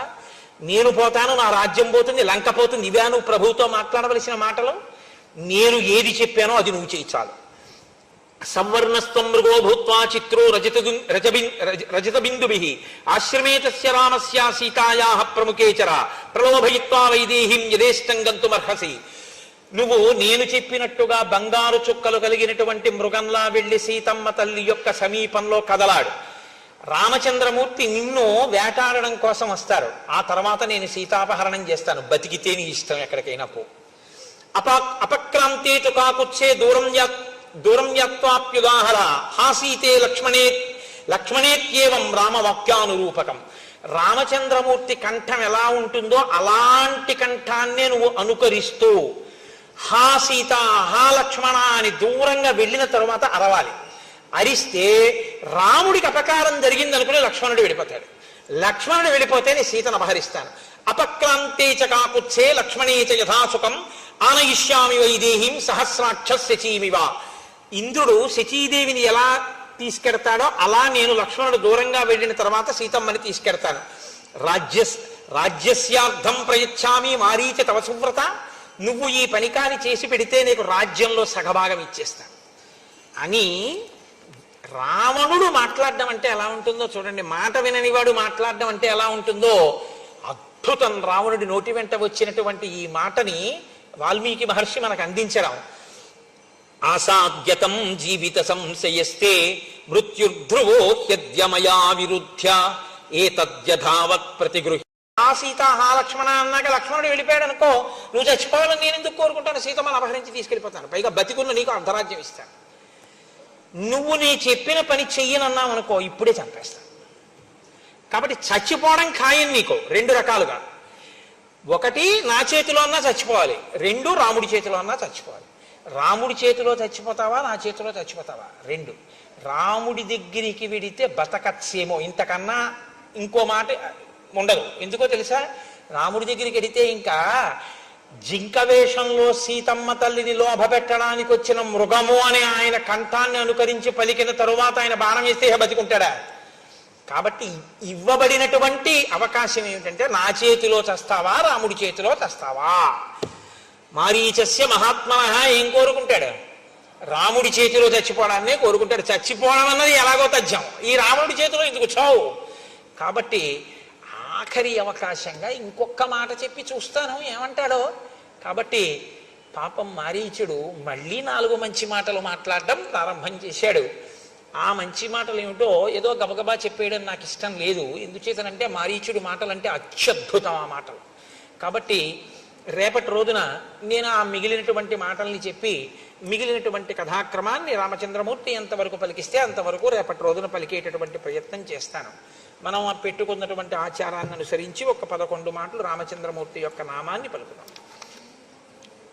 పాహి కృష్ణాయనచు ద్రౌపది పలికినది శ్రీరామనామము. రామనామము రామనామము రమ్యమైనది రామనామము. గోచరంబగు జగము లోపల గోప్యమైనది రామనామము. రామనామము రామనామము రమ్యమైనది రామనామము. బ్రహ్మ సత్యము జగన్మిథ్యాభావమే శ్రీరామనామము. రామనామము రామనామము రమ్యమైనది రామనామము. భక్తితో భజించు వారికి ముక్తి నొసగును రామనామము. రామనామము రామనామము రమ్యమైనది రామనామము. భగవదర్పిత కర్మ పరులకు పట్టుబడు శ్రీరామనామము. రామనామము రామనామము రమ్యమైనది రామనామము. సకల జీవులలోన వెలిగే సాక్షిభూతము రామనామము. రామనామము రామనామము రమ్యమైనది రామనామము. ఆంజనేయుని వంటి భక్తులకాశ్రయము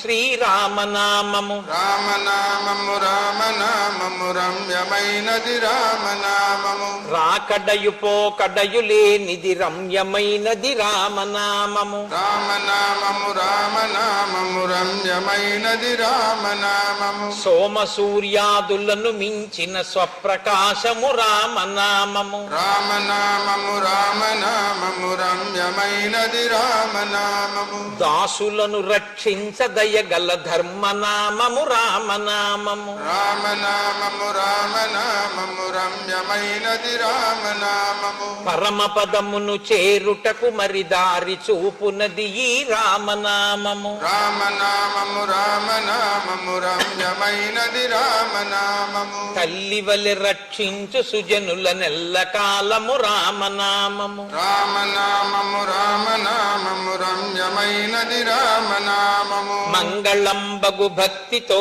పాడిన శుభకరంబగు శ్రీరామనామము. రామనామము రామనామము రమ్యమైనది రామనామము. మంగళాశాసనపరైః మదాచార్య పురోగమైః సర్వైశ్చ పూర్వైరాచార్యైః సత్కృతాయాస్తు మంగళం. మంగళం కోసలేంద్రాయ మహనీయ గుణాత్మనే చక్రవర్తి తనూజాయ సర్వభౌమాయ మంగళం. ఉమాకాంతాయ కాంతాయ కామితార్థప్రదాయినే శ్రీగిరీశాయ దేవాయ మలినాథాయ మంగళం. కరచరణకృతం వా కర్మవాక్కాయజం వా శ్రవణనైనజం వా మానసం వాపరాధం విహితం వా సర్వమేత్తక్షమస్వ. శివ శివ కరుణాబ్ధే శ్రీ మహాదేవ శంభో. సర్వం శ్రీ ఉమామహేశ్వర బ్రహ్మార్పణమస్తు.